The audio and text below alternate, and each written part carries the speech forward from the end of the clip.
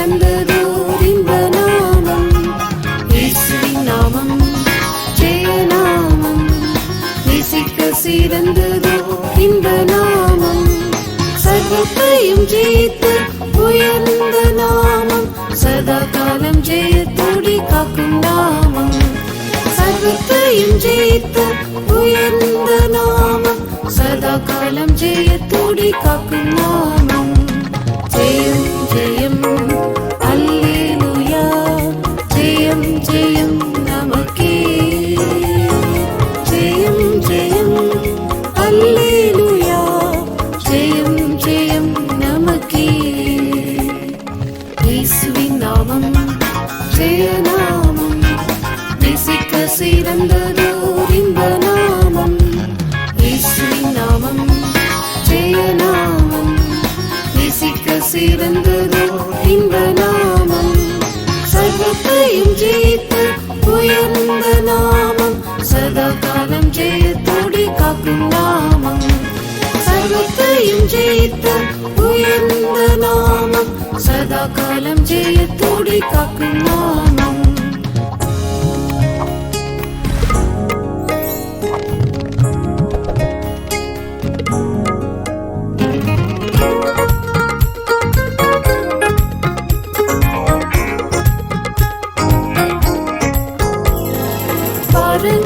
பாவங்களை போக்கும் நாமம் பரிசுத்தமாகிடவும் கடவும் நாமம் சகல நோய்களையும் சிலுவையில் சுமந்த சர்வாங்க சுகமதை தரும் நாமமே சகல நோய்களையும் சிலுவையில் சுமந்த சர்வாங்க சுகமதை தரும் நாமமே இயேசுவின் நாமம் ஜெய நாமம் நேசிக்க சிறந்ததோர் இன்ப நாமம் இயேசுவின் நாமம் ஜெய நாமம் நேசிக்க சிறந்ததோர் இன்ப நாமம் சர்வத்தையும் ஜெயித்த உயர்ந்த நாமம் சதா காலம் ஜெயத்தோடி காக்கும் நாமம் சர்வத்தையும் ஜெயித்த உயர்ந்த நாமம் சதா காலம் ஜெயத்தோடி காக்கும் நாமம் சாபமே நீங்கி ஆசீர்வாதம் பெறவே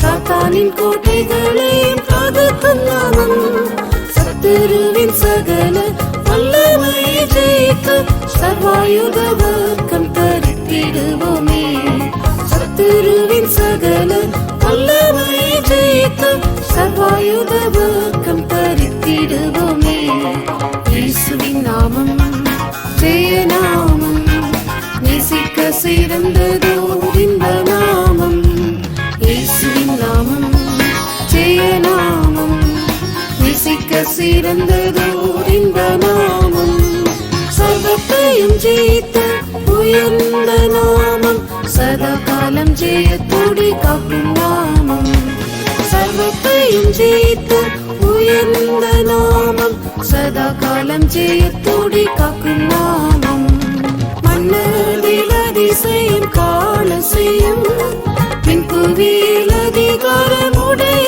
நாமம் எல்லா முழங்கால்களும் முடங்கிட செய்திடும் வல்லவரின் நாமமே அதிசயமே எல்லா முழங்கால்களும் முடங்கிட செய்திடும் வல்லவரின் நாமமே அதிசயமே இயேசுவின் நாமம் ஜெய நாமம் நேசிக்க சிறந்ததோர் இன்ப நாமம் இயேசுவின் நாமம் ஜெய நாமம் நேசிக்க சிறந்ததோர் இன்ப நாமம் சர்வத்தையும் ஜெயித்த உயர்ந்த நாமம் சதா காலம் ஜெயத்தோடி காக்கும் நாமம் சர்வத்தையும் ஜெயித்த உயர்ந்த நாமம் சதா காலம் ஜெயத்தோடி காக்கும் நாமம்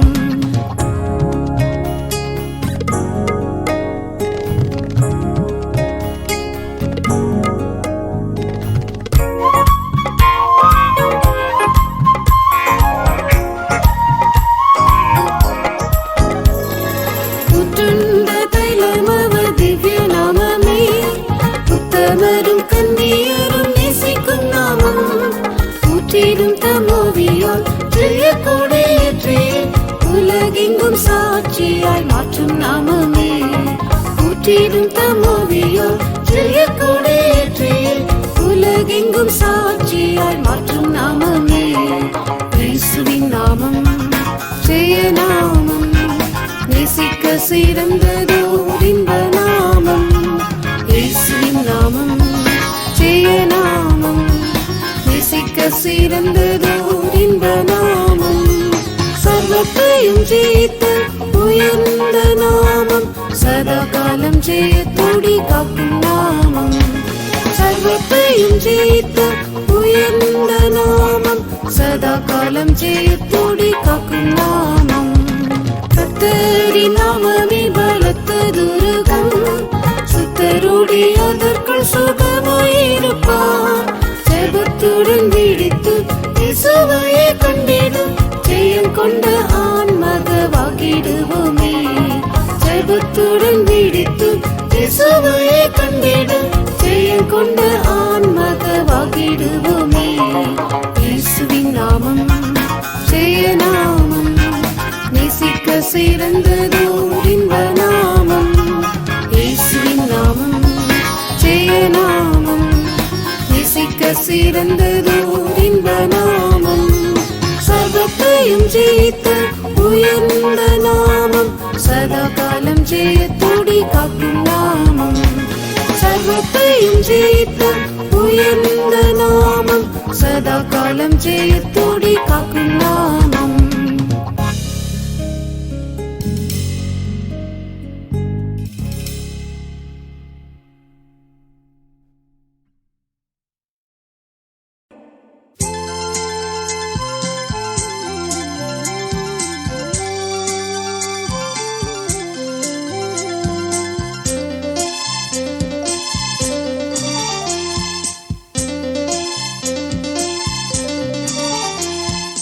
See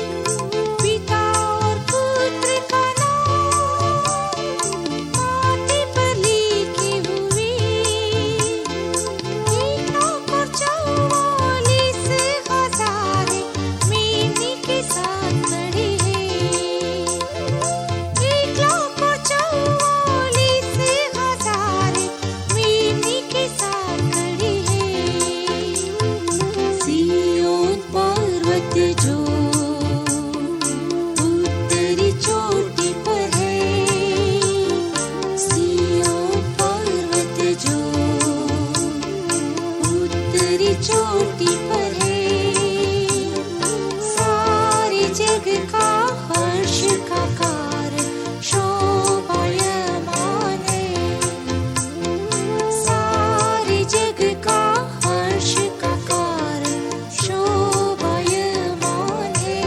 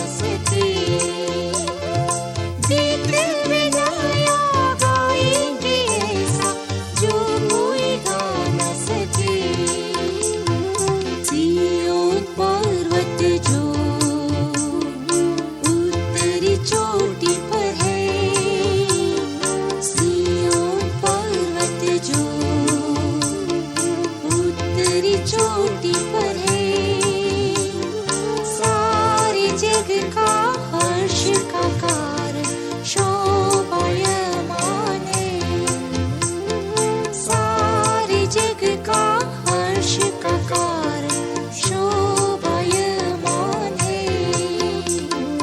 भूमि झूठी बिना निर्दोष को वारे रखा,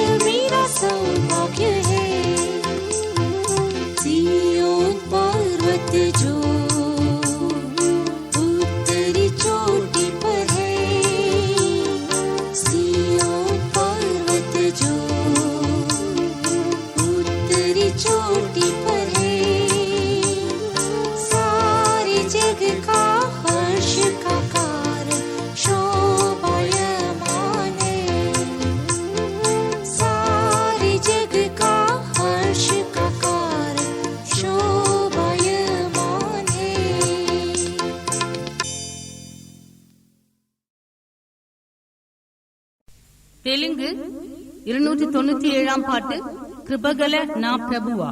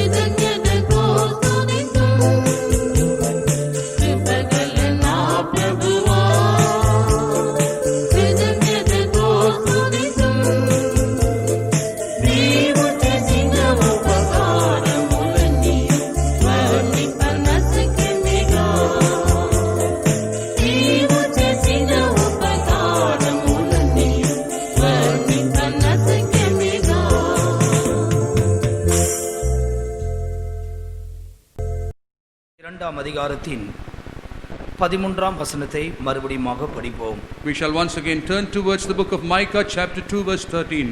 మీకా 2వ అధ్యాయము 13వ వాక్యము. தடைகளை நீக்கி போடுகிறவர் அவர்கள் முன்பாக நடந்து போகிறார். அவர்கள் தடைகளை நீக்கி வாசலால் உட்பிரவேசித்து கடந்து போவார்கள். அவர்கள் ராஜா அவர்களுக்கு முன்பாக போவார். கர்த்தர் அவர்கள் முன்னணியில் நடந்து போவார். The breaker has come up before them.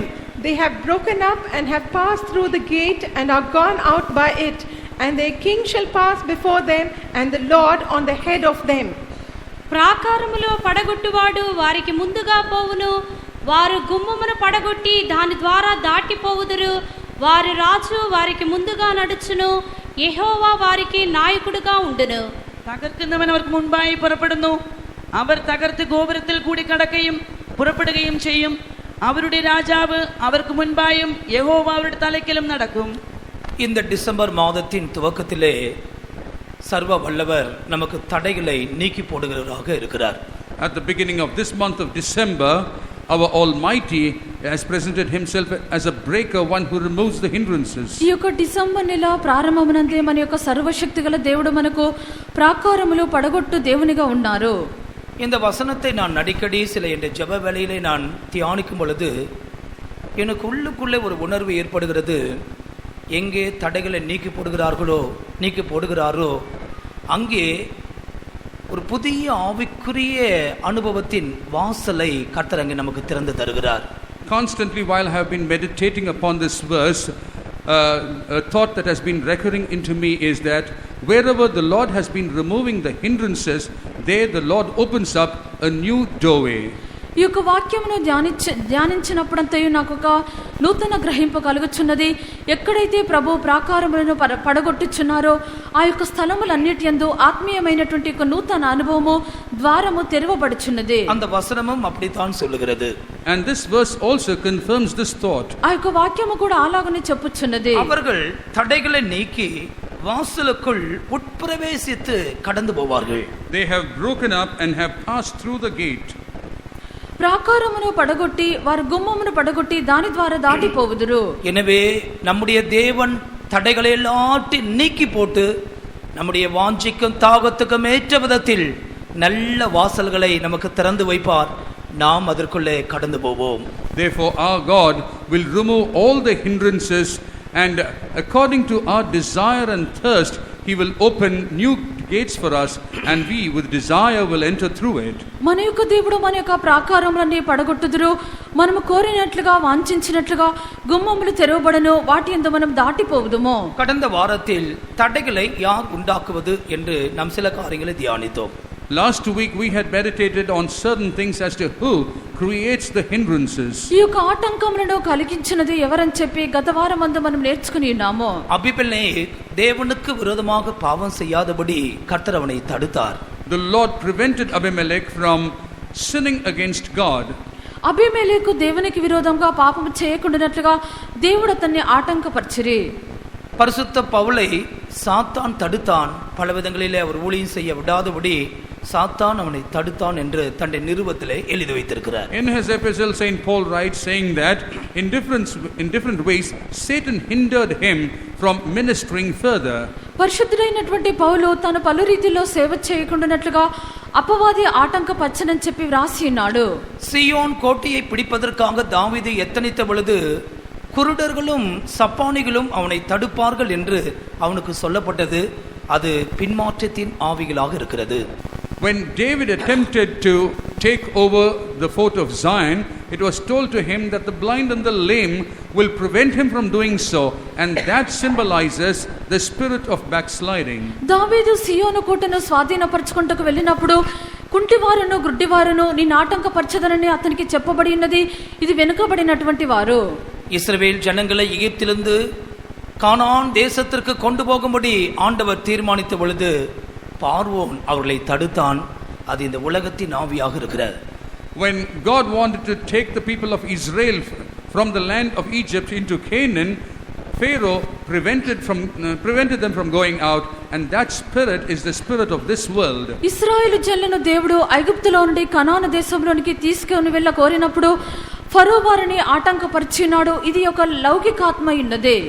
இன்றைக்கு சாத்தான் எந்த விதத்தில் தேவ ஜனங்களுக்கு தடை உண்டாக்குகிறான், எந்தெந்த காரியங்களிலே தடை உண்டாக்குகிறான், அதை மேற்கொள்வது எப்படி என்ற கருத்தில் சில வசனங்களை இன்றைக்கு நாம் பரிசுத்தாவின் ஒத்தாசையோடு தியானிக்க போகிறோம். Today, with the assistance of the Holy Spirit, we are going to examine as to how Satan hinders the children of God, how he does it and where he does it is what we are going to meditate.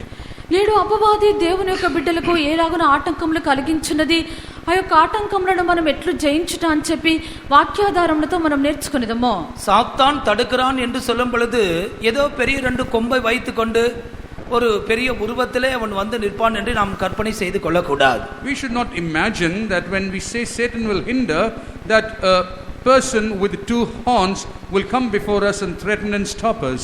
సాతాను మనల్ని ఆటంకపరచును అని చెప్పినప్పుడు 2 కొమ్ములతోనూ భయంకరమైన రూపంతో వచ్చి అడ్డగించునని కాదు. ஒரு சகோதரன் சமீபத்தில் ரட்சிக்கப்பட்டு இப்போது கர்த்தருக்குள்ளே வந்து கொண்டிருக்கிறார். A certain brother had come into the Lord very recently and he is growing in the Lord. ఒక సహోదరుడు రక్షింపబడి ఆయన ఇప్పుడు దేవుని యొద్దకు వచ్చుచున్నారు. இவர் ஆண்டவருக்குள் வருவதை கேள்விப்பட்ட மனைவி அவள் போராட ஆரம்பித்தாள். His wife, who heard that this man had come into the Lord, started struggling against him. ఇతడు ప్రభువులోనికి వచ్చుట వినినటువంటి అతని యొక్క భార్య పోరాడుటకు ప్రారంభించెను. முதலாவது வேத புத்தகத்தை கிழித்து போட்டார்கள். First of all, she tore his Bible. ఆమె మొదటిగా పరిశుద్ధ గ్రంథంను చింపివేసెను. இந்த சகோதரனுக்கு நன்றாக இருந்த சகோதரி இப்போது அடிக்கிற அளவுக்கு அவள் ஆவேசமாய் மாறிக்கொண்டார்கள். This sister, who was a good person, now she had become so threatening that she was ready to beat him up. బాగా ఉండినటువంటి ఆ యొక్క సహోదరి ఇప్పుడు మిక్కిలి కోపమగలదిగా మారి ఉన్నది. நீ போகவே கூடாது, இல்லை என்றால் நான் மரித்து போவேன். You should not go to that church, otherwise I will die. నీవు గుడికి వెళ్ళకూడదు, లేనట్లయితే నేను మరణించెదను. அவர்கள் இந்த காரியத்தை சொல்லும் பொழுது எனக்குள்ளவே தீர்மானித்துக் கொண்டேன், இவருடைய ரட்சிப்புக்கு விரோதமாக இந்த சகோதரிக்குள் ஒரு ஆவி போராடி கொண்டிருக்கிறது. While this brother was yet sharing, I understood that against the salvation of this brother there was a spirit that was working in that sister. ఆ సహోదరుడు చెప్పుచూ ఉండినప్పుడే నాలో కలిగినటువంటిది, ఈ సహోదరుని యొక్క రక్షణకు విరోధముగా ఆ యొక్క సహోదరిలో దురాత్మ పోరాడుచున్నది. எனவே சத்துருவானவன் பல விதங்களில் மனுஷர் மூலமாக சில தடைகளை கொண்டு வருகிறான். Therefore the enemy, through different ways and through men, will bring about hindrances. శత్రువు పలు రీతిలో మనుషుల ద్వారా వచ్చుచున్నాడు. இன்றைக்கு நான் 6 காரியங்களை உங்களுக்கு முன்பாக சொல்ல விரும்புகிறேன். I would like to present 6 things today. నేడు 6 కార్యములు మీకు చెప్పెదను. முதலாவது 1 தெசலோனிக்கேயர் 2ஆம் அதிகாரம் 16ஆம் வசனத்தில் சொல்லப்பட்டிருக்கிற The first thing is said in 1 Thessalonians chapter 2 verse 16. మొదటి దశలోనికీయులకు రాసిన పత్రిక 2వ అధ్యాయము 16వ వాక్యము. புறஜாதியார் ரட்சிக்கப்படுவதற்கு நாங்கள் அவர்களோட பேசாதபடிக்கு தடை பண்ணுகிறார்கள். இவ்விதமாய் எக்காலத்திலும் தங்கள் பாவங்களை நிறைவாக்குகிறார்கள். அவர்கள் மேல் கோபாக்கினை பூர்ணமாய் வந்திருக்கிறது. Forbidding us to speak to the Gentiles that they might be saved, to fill up their sins always, for the wrath is come upon them to the uttermost. இந்த வசனம் என்ன சொல்லுகிறது? What does this word say? ఈ యొక్క వాక్యం ఏం చెప్పుచున్నది? ஒரு கூட்ட யூதர்கள் புறஜாதிகள் ரட்சிக்கப்படுவதற்கு தடைகளாக இருக்கிறார்கள். One group of Jewish people have become a hindrance for the Gentiles to come into salvation. ఒక గుంపు యూదులు అన్యజనులు రక్షణ పొందకుండునట్లుగా ఆటంకపరచుండిరి. பெந்தேகோஸ்தே நாளின் ஆரம்ப நாட்கள் முதற்கொண்டு எங்கெல்லாம் சுவிசேஷம் அறிவிக்கப்பட்டதோ அங்கே கலவரங்களை உண்டாக்குகிற ஒரு கூட்ட யூதர்கள் இருக்கத்தான் செய்தார்கள். From the day of Pentecost, wherever the salvation had been preached, in order to create trouble over there was always a group of Jewish people available. Pentecost దినము మొదలుకొని ఎక్కడైతే రక్షణ సువార్త ప్రకటింపబడుచున్నదో ప్రతి స్థలమునందు దానికి విరోధముగా ఒక గుంపు యూదులు లేచి ఉండిరి. விசேஷமாக பரிசுத்த பவுல் சுவிசேஷத்தை அறிவிக்கிறதான எல்லா சந்தர்ப்பங்களிலும் அங்கே போய் கலவரங்களை உண்டாக்கி மனுஷர்களை தூண்டி விடுவதுமாக அவர்கள் இருந்தார்கள். Especially wherever St. Paul had to preach, they went in advance there and provoked the people and created trouble. విశేషముగా పరిశుద్ధుడైన పౌలు వెళ్ళి సువార్తను ప్రకటించు ప్రతి స్థలములోనూ వీరు తొందరలు కలుగజేయచ్చు అక్కడ ఉండినటువంటి మనుషులను వారు ప్రేరేపించుచూ ఉండిరి. இந்த யூதர்களை குறித்து இந்த வசனம் என்ன சொல்லுகிறது? What does this verse say about this Jewish people? ఈ యొక్క యూదులను గురించి వాక్యం ఏం చెప్పుచున్నది? 15ஆம் வசனத்தில் இவர்கள்தான் கர்த்தராகிய இயேசு கிறிஸ்துவை கொலை செய்தவர்கள். In the 15th verse it says that they were the one who killed the Lord Jesus. 15వ వాక్యమందు వీరే ప్రభుని యేసుక్రీస్తును చంపినటువంటి వారు. அவர்கள் தீர்க்கதரிசிகளும் கூட கொலை செய்தவர்களாக இருந்தார்கள். And they had also killed their own prophets. వీరు ప్రవక్తలను కూడా చంపవారుగా ఉండిరి. கர்த்தருடைய ஊழியக்காரரை துன்பப்படுத்துகிறவர்கள். They are people who persecute the servants of God. వీరు దైవ సేవకులను హింసించువారు. தேவனுக்கு ஏற்காதவர்கள். They are people who do not please God. వీరు దేవునికి ఇష్టలు కాని వారు. மனுஷர்கள் யாவருக்கும் விரோதிகளாக இருக்கிறார்களாம். And they are contrary to all men. మనుషులకు అందరికి విరోధులై ఉన్నారు. ஒரு மனுஷனுடைய ரட்சிப்புக்கு விரோதமாக ஒரு மனுஷன் கிரியை செய்தால் வேதம் அவனை எப்படி தீர்க்கிறது என்று பாருங்கள். If a man works against the salvation of another person, how the scripture judges him, just observe and see. ఒక మనుషుని యొక్క రక్షణకు విరోధముగా క్రియ చేసినట్లయితే దేవుడు ప్రభువు వారికి ఎలాగున తీర్పు తీర్చున్నారో చూడుడి. இன்றைக்கும் இப்படிப்பட்டதான ஆவிகள் கட்டவிழ்க்கப்பட்டிருக்கிறதை நாம் பார்க்கிறோம். Even today we see that such spirits have been let loose. నేడు ఇటువంటి ఆత్మలు అవి విడువబడినట్లుగా చూస్తున్నాము. சமீபத்திலே மணலிலே ஒரு கூட்டம் நடந்தது, எழுப்புதல் கூட்டம். Recently there was a revival meeting at Manali. సమీపం నందు మనలిలో సువార్త కూటములు జరిగెను. முதலாவது நாள் ஆசீர்வாதமாக நடந்தது. The first day was a blessing. మొదటి దినమున ఆశీర్వాదముగా జరిగెను. இரண்டாவது நாள் கிறிஸ்துவை எதிர்க்கிறதான ஒரு ஏக்கத்தை சேர்ந்த ஒரு மனுஷன் காவல்துறையில் போய் உட்கார்ந்து கொண்டு அது கூட்டம் நடக்கக்கூடாது, கலவரம் உண்டாக்குவோம் என்று சொன்னான். Second day, a person who belongs to a group of people who are object or work against the Christians went and sat down in the police station, and he was very particular that this meeting should not take place. రెండవ దినమున ఒక సహోదరుడు ఈ యొక్క క్రైస్తవులకు విరోధముగా లేచి అతడు వెళ్లి పోలీస్ స్టేషన్ లో కూర్చొని ఈ యొక్క కూటము జరగకుండా చేయమని చెప్పిరి. எனவே காவல்துறையை சேர்ந்தவர்கள் அத்தனை பேரும் நமக்கு விரோதமாக மாறினார்கள். And therefore the entire force at the police station, அந்த இடத்தில் இருந்தவர்கள், at that local police station, all the police became against us. కావున యొక్క పోలీస్ స్టేషన్ లో ఉండిన వారందరూ మనకు విరోధముగా మారిరి.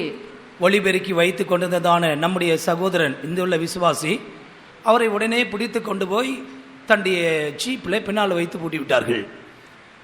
Immediately they took the person who was handling the public address system, who is one of our believers over here. They caught him and put him inside the jeep and locked up. ఈ యొక్క mic పని చేయనటువంటి ఒక సహోదరుని పట్టుకొని వెళ్ళిరి వారు. தெய்வத்திற்கு மகிமை உண்டாகட்டும். Glory be to the Lord. దేవునికి మహిమ కలుగును గాక. இது எல்லாம் மனுஷங்களுக்குள்ளே இந்த பொல்லாத ஆவிகள் உள்ளே புகும் பொழுது ரட்சிக்கப்படாதபடிக்கு அவர்கள் அந்த ஆவிகள் போராடுகிறார்.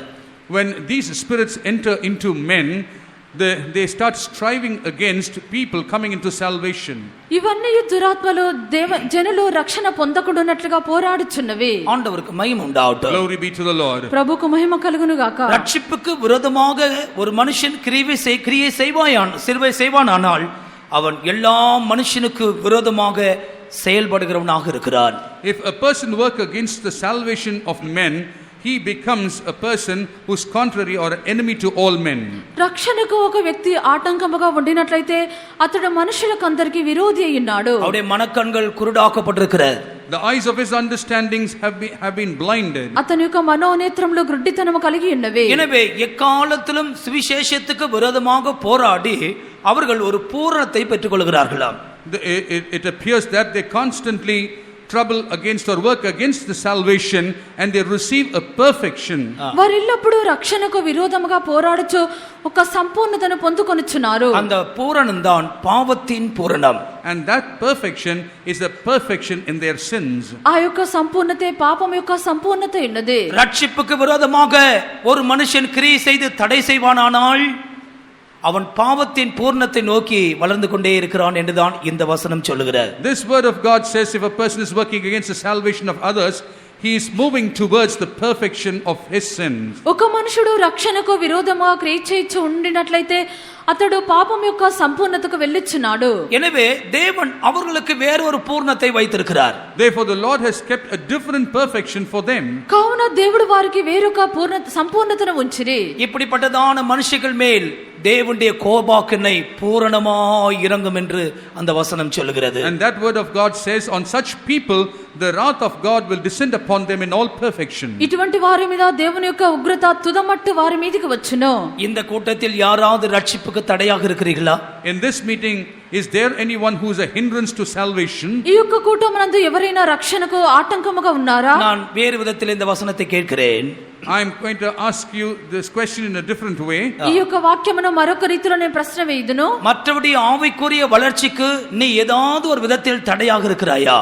Are you a hindrance for the spiritual growth of other people in any way?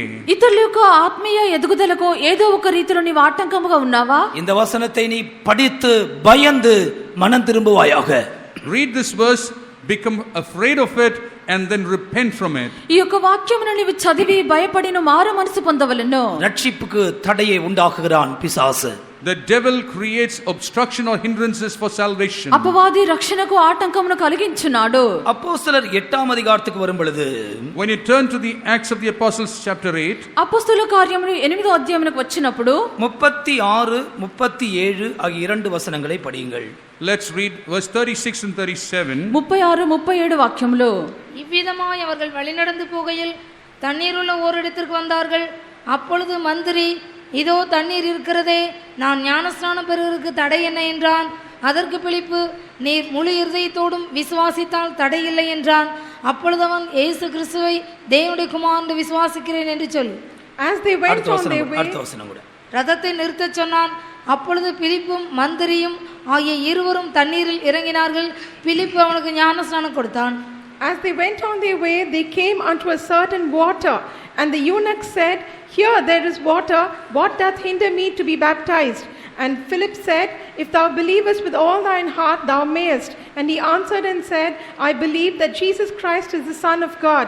And he commanded the chariot to stand still, and they went down both into the water, both Philip and the eunuch, and he baptized them. ஆண்டவருக்கு ஸ்தோத்திரம். Praise be to the Lord. ప్రభువుకు స్తోత్రము. இங்கே ஒரு வார்த்தை எழுதப்பட்டிருக்கிறது, தண்ணீர் இருக்கிறதே, நான் ஞானஸ்தானம் பெறுவதற்கு தடை என்ன? Here a certain sentence is written, see, here is water, what doth hinder me to be baptized? ఇక్కడ ఇదిగో నీళ్లు, నాకు బాప్తిస్మం ఇచ్చుటకు ఆటంకం ఏమని అడిగాను. தண்ணீரில் முழுகி ஞானஸ்தானம் எடுப்பதற்கு பிசாசு தடை பண்ணுகிறான். The devil hinders in order that you may immerse and be baptized. ముంచుడు బాప్తిస్మము తీసుకొనకుండానట్లుగా అపవాది ఆటంకపరుచున్నది. அன்றைக்கு ஒரு வீட்டுக்கு நான் போயிருந்தேன். எத்தனையோ வருஷங்களாக வருகிறார்களாம் கூட்டத்திற்கு.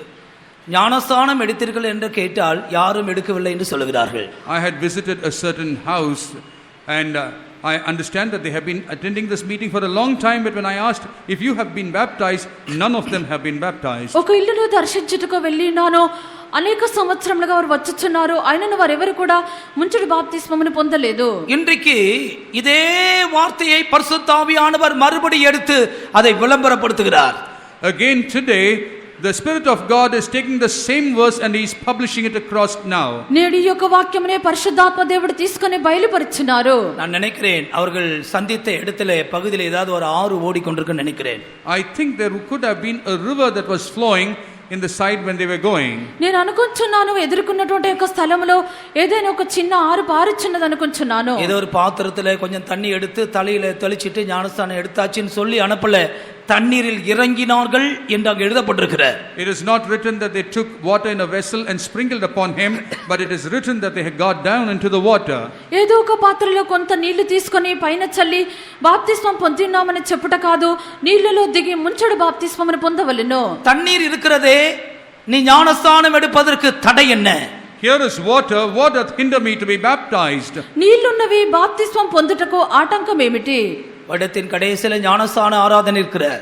At the end of the year there is a baptism service. ఈ యొక్క సంవత్సరాంతమున బాప్తిస్మం ఆరాధన కలదు. இம்மட்டும் நீ கூட்டத்திற்கு வந்து ஞானஸ்தான சத்தியத்திற்கு நீ கீழ்ப்படியாத நபராயிருந்தால், ஒரு முறை கூட கர்த்தருடையானவர் ஆவியானவர் உரத்த சத்தமாய் சொல்லுகிறார், தண்ணீர் இருக்கிறதே, நீ ஞானஸ்தானம் எடுப்பதற்கு தடை என்ன? If you have been coming to these meetings and you are yet to take water baptism, once again the Spirit of the Lord says, see, there is water here, what does hinder you from being baptized? నీవింత మట్టుకు కూటములకు వచ్చుచు ఇంకనూ నీటి బాప్తిస్మాను పొందకుండా ఉండవచ్చును. పరిశుద్ధాత్మ దేవుడు బిగ్గరగా చెప్పునది, ఇక్కడ నీళ్లున్నవి, నీవు బాప్తిస్మం పొందుటకు ఆటంకం ఏమిటి? கர்த்தருக்கு மகிமை உண்டாகட்டும். Glory be to the Lord. దేవునికి మహిమ కలుగును గాక. அங்கே என்ன சொல்லப்படுகிறது? What is written here? అక్కడ ఏమి చెప్పబడి ఉన్నది? நீ முழு இருதயத்தோடு விசுவாசித்தால் இதற்கு தடையே இல்லை. If you believe with your whole heart, there is no hindrance for this. నీవు పూర్ణ హృదయంతో విశ్వసించిన యెడల ఆటంకం లేదు. அது என்ன விசுவாசம்? What is that faith? ఇది ఏ యొక్క విశ్వాసము? வேதத்துல நாம் என்ன படிக்கிறோம்? What do we read in the scriptures? వాక్యమందు ఏమి చదువుచున్నాము? ரோமர் 10 அதிகாரத்தின் 10 வசனம். Romans 10:10. రోమా 10వ అధ్యాయము 10వ వాక్యము. நீதி உண்டாக இருதயத்திலே விசுவாசிக்கப்படும், ரட்சிப்புண்டாக வாயினாலே அறிக்கை பண்ணப்படும். With the heart man believeth unto righteousness, and with the mouth confession is made unto salvation. இங்கே ஒரு விசுவாசத்தை குறித்து படிக்கிறோம். ఇక్కడ ఒక విశ్వాసమును గురించి చదువుచున్నాము. Here we read about a belief or a faith. 9ஆம் வசனத்தில் கர்த்தராகிய இயேசுவை உன் வாயினால் அறிக்கையிட்டு தேவன் அவரை மரித்தோலிருந்து எழுப்பினார் என்று உன்னுடைய இருதயத்திலே விசுவாசித்தால் நீ ரட்சிக்கப்படுவாய். If thou shalt confess with thy mouth the Lord Jesus, and shalt believe in thine heart that God hath raised him from the dead, thou shalt be saved. యేసు ప్రభువని నీ నోటితో ఒప్పుకొని దేవుడు మృతుల్లో నుండి ఆయన లేపనని నీ హృదయమందు విశ్వసించిన యెడల నీవు రక్షింపబడదువు. ரோமர் 4ஆம் அதிகாரம் கடைசி வசனத்தில் 25ஆம் வசனத்தில் அவர் நம்முடைய பாவங்களுக்காக ஒப்பு கொடுக்கப்பட்டும் நாம் நீதிமான்களாக்கப்படுவதற்கும் எழுப்பப்பட்டும் இருக்கிறார் என்று நீ விசுவாசிக்க வேண்டும். In Romans 4:25 you read, who was delivered for our offenses and was raised again for our justification. This we need to believe. రోమా 4వ అధ్యాయము 25వ వాక్యమందు ఆయన మన అపరాధముల నిమిత్తము అప్పగింపబడి మనము నీతిమంతులుగా తీర్చబట్టకై లేపబడనని విశ్వసించవలెను. ஆண்டவராகிய இயேசு கிறிஸ்து ஞானஸ்தானத்தை குறித்து சொல்லும் பொழுது மார்க்கு சுவிசேஷம் 16ஆம் அதிகாரம் 16ஆம் வசனத்தில் இப்படி சொல்லுகிறார். While Jesus Christ mentioning about water baptism, he says like this in Mark 16:16. ప్రభువైన యేసుక్రీస్తు బాప్తిస్మమును గురించి చెప్పినప్పుడు మార్కు సువార్త 16వ అధ్యాయము 16వ వాక్యమందు ఇలాగు చెప్పెను. விசுவாசம் உள்ளவனாகி ஞானஸ்தானம் பெற்றவன் ரட்சிக்கப்படுவான், விசுவாசியாதவனோ ஆக்கினைக்குள்ளாக தீர்க்கப்படுவான். He that believeth and is baptized shall be saved, but he that believeth not shall be damned. నమ్మి బాప్తిస్మం పొందినవాడు రక్షింపబడును, నమ్మని వానికి శిక్ష విధింపబడును. கர்த்தருக்கு மகிமை உண்டாகட்டும். Glory be to the Lord. ప్రభుకు మహిమ కలుగును గాక. எனவே ஞானஸ்தானத்திற்கு ஒரு விசுவாசம் உனக்கு அவசியம். Therefore you need a faith to take water baptism. కావున బాప్తిస్మం పొందుటకు నీకు ఒక విశ్వాసం అవసరము. மனுஷன் 2 விதங்களிலே பாவியாக இருக்கிறார். Man is a sinner in 2 ways. మనుషుడు 2 రీతిలో పాపయున్నాడు. முதலாவது அவனுடைய கர்ம பாவம். One is his sin of nature. அவனுடைய ஜென்ம பாவம் என்று சொல்லலாம். It is a sin of nature. మొట్టమొదటిగా అది ప్రకృతి పాపము. அவன் பிறக்கும் பொழுதே அவனை அறியாமலே இருக்கிறதான ஒரு பாவம், அது ஆதாமின் பாவம். While he is being born without his knowledge, there is a sin that comes with him, that is the Adamic sin. అతడు జన్మించినప్పుడే అతడు పాపముతో జన్మించుట ఆదాము యొక్క పాపమైనది. இரண்டாவது பாவம் அவனுடைய கிரியைகளிலே வெளிப்படுகிறதான பாவம். அவன் கொஞ்சம் வளர்ந்த பிற்பாடு அது அவனுக்குள்ளே வருகிறது. The second sin is the one that manifests in his works, which occurs after he grows a little. రెండవ పాపము క్రియల్లో బయలుపడినటువంటి పాపము అది కొంత ఎదిగిన తర్వాత బయలుపడుచున్నది. நீ ரட்சிப்பின் அனுபவத்தை பெறும் பொழுது இந்த கிரியைகளிலே நீ செய்கிறதான பாவத்திற்கு ஒரு விடுதலை உண்டாகிறது. நீ பாவத்தின் கிரியை இல்லாத மனுஷனாக மாறுகிறாய். When you come into salvation, there is a deliverance from your sin of works, and you become a person not working out the sin. నీవు రక్షింపబడి యొక్క బాప్తిస్మమును పొందుకున్నప్పుడు క్రియల్లో జరుగునటువంటి యొక్క పాపం నుండి విడుదల పొందుచున్నావు. ஆனால் நீ ஞானஸ்நான சத்தியத்திற்கு கீழ்ப்படியும் பொழுது அந்த ஜென்ம பாவமாகிய ஆதாமின் பாவம் உன்னை விட்டு நீக்கப்படுகிறது. But when you obey towards the baptism of water baptism, that nature of sinning, the Adamic sin in you, you are delivered from that. అయితే నువ్వు నీటి బాప్తిస్మం యొక్క సత్యమునకు విధేయత చూపినప్పుడు ఆదాము నుండి వచ్చినటువంటి యొక్క ప్రకృతి సంబంధమైన పాపం నుండి విడుదల పొందుచున్నావు. அதான் இயேசு கிறிஸ்துவின் மரணத்தோடு சேர்ந்திருக்கிறதான அனுபவம். And that is the experience of being joined to the death of Christ. ఇది యేసుక్రీస్తు యొక్క మరణముతో కలిసి ఉండినటువంటి అనుభవము. இயேசு கிறிஸ்துவின் மரணத்திலே ஒரு பரிசுத்தம் இருக்கிறது. There is a holiness in the death of Jesus Christ. యేసుక్రీస్తు యొక్క మరణమునందు పరిశుద్ధత కలదు. நீ ஞானஸ்நானம் எடுக்க கீழ்ப்படியும் பொழுது உன்னுடைய பழைய மனுஷன் கிறிஸ்துவோடு சிலுவையில் அறையப்பட்டு அந்த மரணத்தோடு அவன் ஐக்கியமாகிறான். When you take the water baptism, your old man is crucified along with Jesus Christ, and he becomes dead. నీవు బాప్తిస్మమునకు విధేయత చూపినప్పుడు నీ యొక్క ప్రాచీన పురుషుడు యేసుక్రీస్తుతో పాటు మేకులతో సిలువ కొట్టబడి మరణముతో ఐక్యమగుచున్నాడు. அவன் ஒரு புதிய சிருஷ்டியாக மாறுகிறான். And he becomes a new creature. అతడు ఒక నూతన సృష్టిగా మారుచున్నాడు. எனவே இன்னும் யாராவது ஞானஸ்நானம் எடுக்காதவர்கள் இருந்தால் தண்ணீர் இருக்கிறது, தடையில்லை. நீ விசுவாசித்தால் நீ அதை பெற்றுக்கொள்வாய். Therefore, if there are yet people who have not taken water baptism, there is water. If you believe, you can take baptism. కావున ఇంకను ఎవరైనా బాప్తిస్మం పొందకుండా ఉండినట్లయితే మీరు విశ్వసించుడి, నీళ్లున్నవి, బాప్తిస్మం పొందుడి. இது தேவ ஆலோசனை. இதை நீ தள்ளிவிட்டால் நீ ஒரு பரிசேயனாய் நியாயசாஸ்திரியாய் போவாய். அவர்கள்தான் தங்களுக்கு கேடு உண்டாக்க தேவாலோசனையை தள்ளி போட்டார்கள். This is a counsel of the Lord. If you cast this away, you will become a Pharisee and a scribe who rejected the counsel of God towards their own condemnation. నీవు దీన్ని త్రోసివేసినట్లయితే ఒక పరిసయ్యుడుగాను శాస్త్రిగాను మారిపోవచ్చున్నారు. వారు ఈ యొక్క బాప్తిస్మం యొక్క ఆలోచన నిరాకరించి వారు కీడు తెచ్చుకొనిరి. ஆண்டவருக்கு ஸ்தோத்திரம். Praise be to the Lord. ప్రభువుకు స్తోత్రము. மூன்றாவது விஷயமாகிய 1 கொரிந்தியர் 14 அதிகாரம் 39 40 ஆகிய 2 வசனங்களை படியுங்கள். Thirdly, let's turn to 1 Corinthians chapter 14 verse 39 and 40.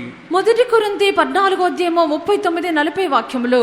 இப்படி இருக்க சகோதரரே, தீர்க்கதரிசனம் சொல்ல நாடுங்கள், அந்நிய பாஷைகளை பேசுகிறதற்கும் தடை பண்ணாதிருங்கள், சகலமும் நல்லொழுக்கமாயும் கிரமமாயும் செய்யப்பட கடவுது. Wherefore, brethren, covet to prophesy and forbid not to speak with tongues. Let all things be done decently and in order. ஆண்டவருக்கு ஸ்தோத்திரம். Praise be to the Lord. ప్రభువుకు స్తోత్రము. அந்நிய பாஷைகளை பேசுவதற்கு மறந்து போகாதே, அல்லது அந்நிய பாஷையை பேசுவதற்கு தடை செய்யாதே. Do not forget to speak in tongues, or in other words, do not forbid yourself to speak in tongues. అన్య భాషలతో మాట్లాడట మర్చిపోకూడదు. అన్య భాషలతో మాట్లాడట ఆటంకపరచకుడి. சில நூற்றாண்டுகளாக பெந்தைக்கோஸ்து இயக்கங்கள் மிகுந்த வல்லமையோடு செயல்படுகிறதை நாம் அறிவோம். We all are aware for the last few centuries the congregation of the Pentecost are very active. ఈ యొక్క కొన్ని శతాబ్దములుగా పెంతెకోస్తు యొక్క శక్తివంతంగా క్రియ చేయట చూస్తున్నాము. ஜனங்கள் ஒரு காலத்திலே வேதத்தை அறியாதவர்களாக இருந்தார்கள். Once upon a time people were ignorant of the scriptures. జనుల యొక్క కాలమునందు దేవుని యొక్క వాక్యము ఎరగకుండా ఉండిరి. இன்றைக்கு கர்த்தருடைய ஆவியானவர் வசனத்தின் ரகசியத்தை ஜனத்திற்கு வெளிப்படுத்தி கொடுக்கிறார். These days the Spirit of God is revealing the mysteries of the word of God. నేడు పరిశుద్ధాత్మ దేవుడు వాక్యం యొక్క రహస్యములను బయలుపరుచున్నారు. எத்தனையோ சபைகளில் ஆவியின் நிறைவும் இல்லை, அந்நிய பாஷையும் இல்லை என்றுதான் அவர்கள் சொல்லிக் கொடுக்கிறார்கள்.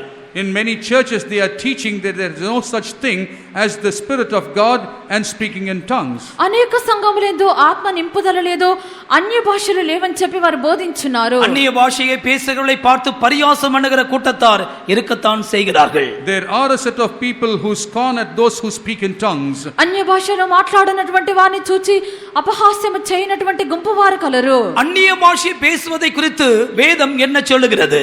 What does the scripture say about speaking in tongues? అన్య భాషలో మాట్లాడటం గురించి వాక్యము ఏమి చెప్పుచున్నది? ஏசாயா தீர்க்கதரிசி உரைத்த தீர்க்கதரிசனம் சொல்ல பொழுது அவன் இந்த அந்நிய பாஷை குறித்து தீர்க்கதரிசனம் சொன்னான். When Isaiah was prophesying, he had prophesied about the speaking in tongues. యెషయా ప్రవక్త ఈ యొక్క అన్య భాషను గురించి అతడు ప్రవచించి ఉన్నాడు.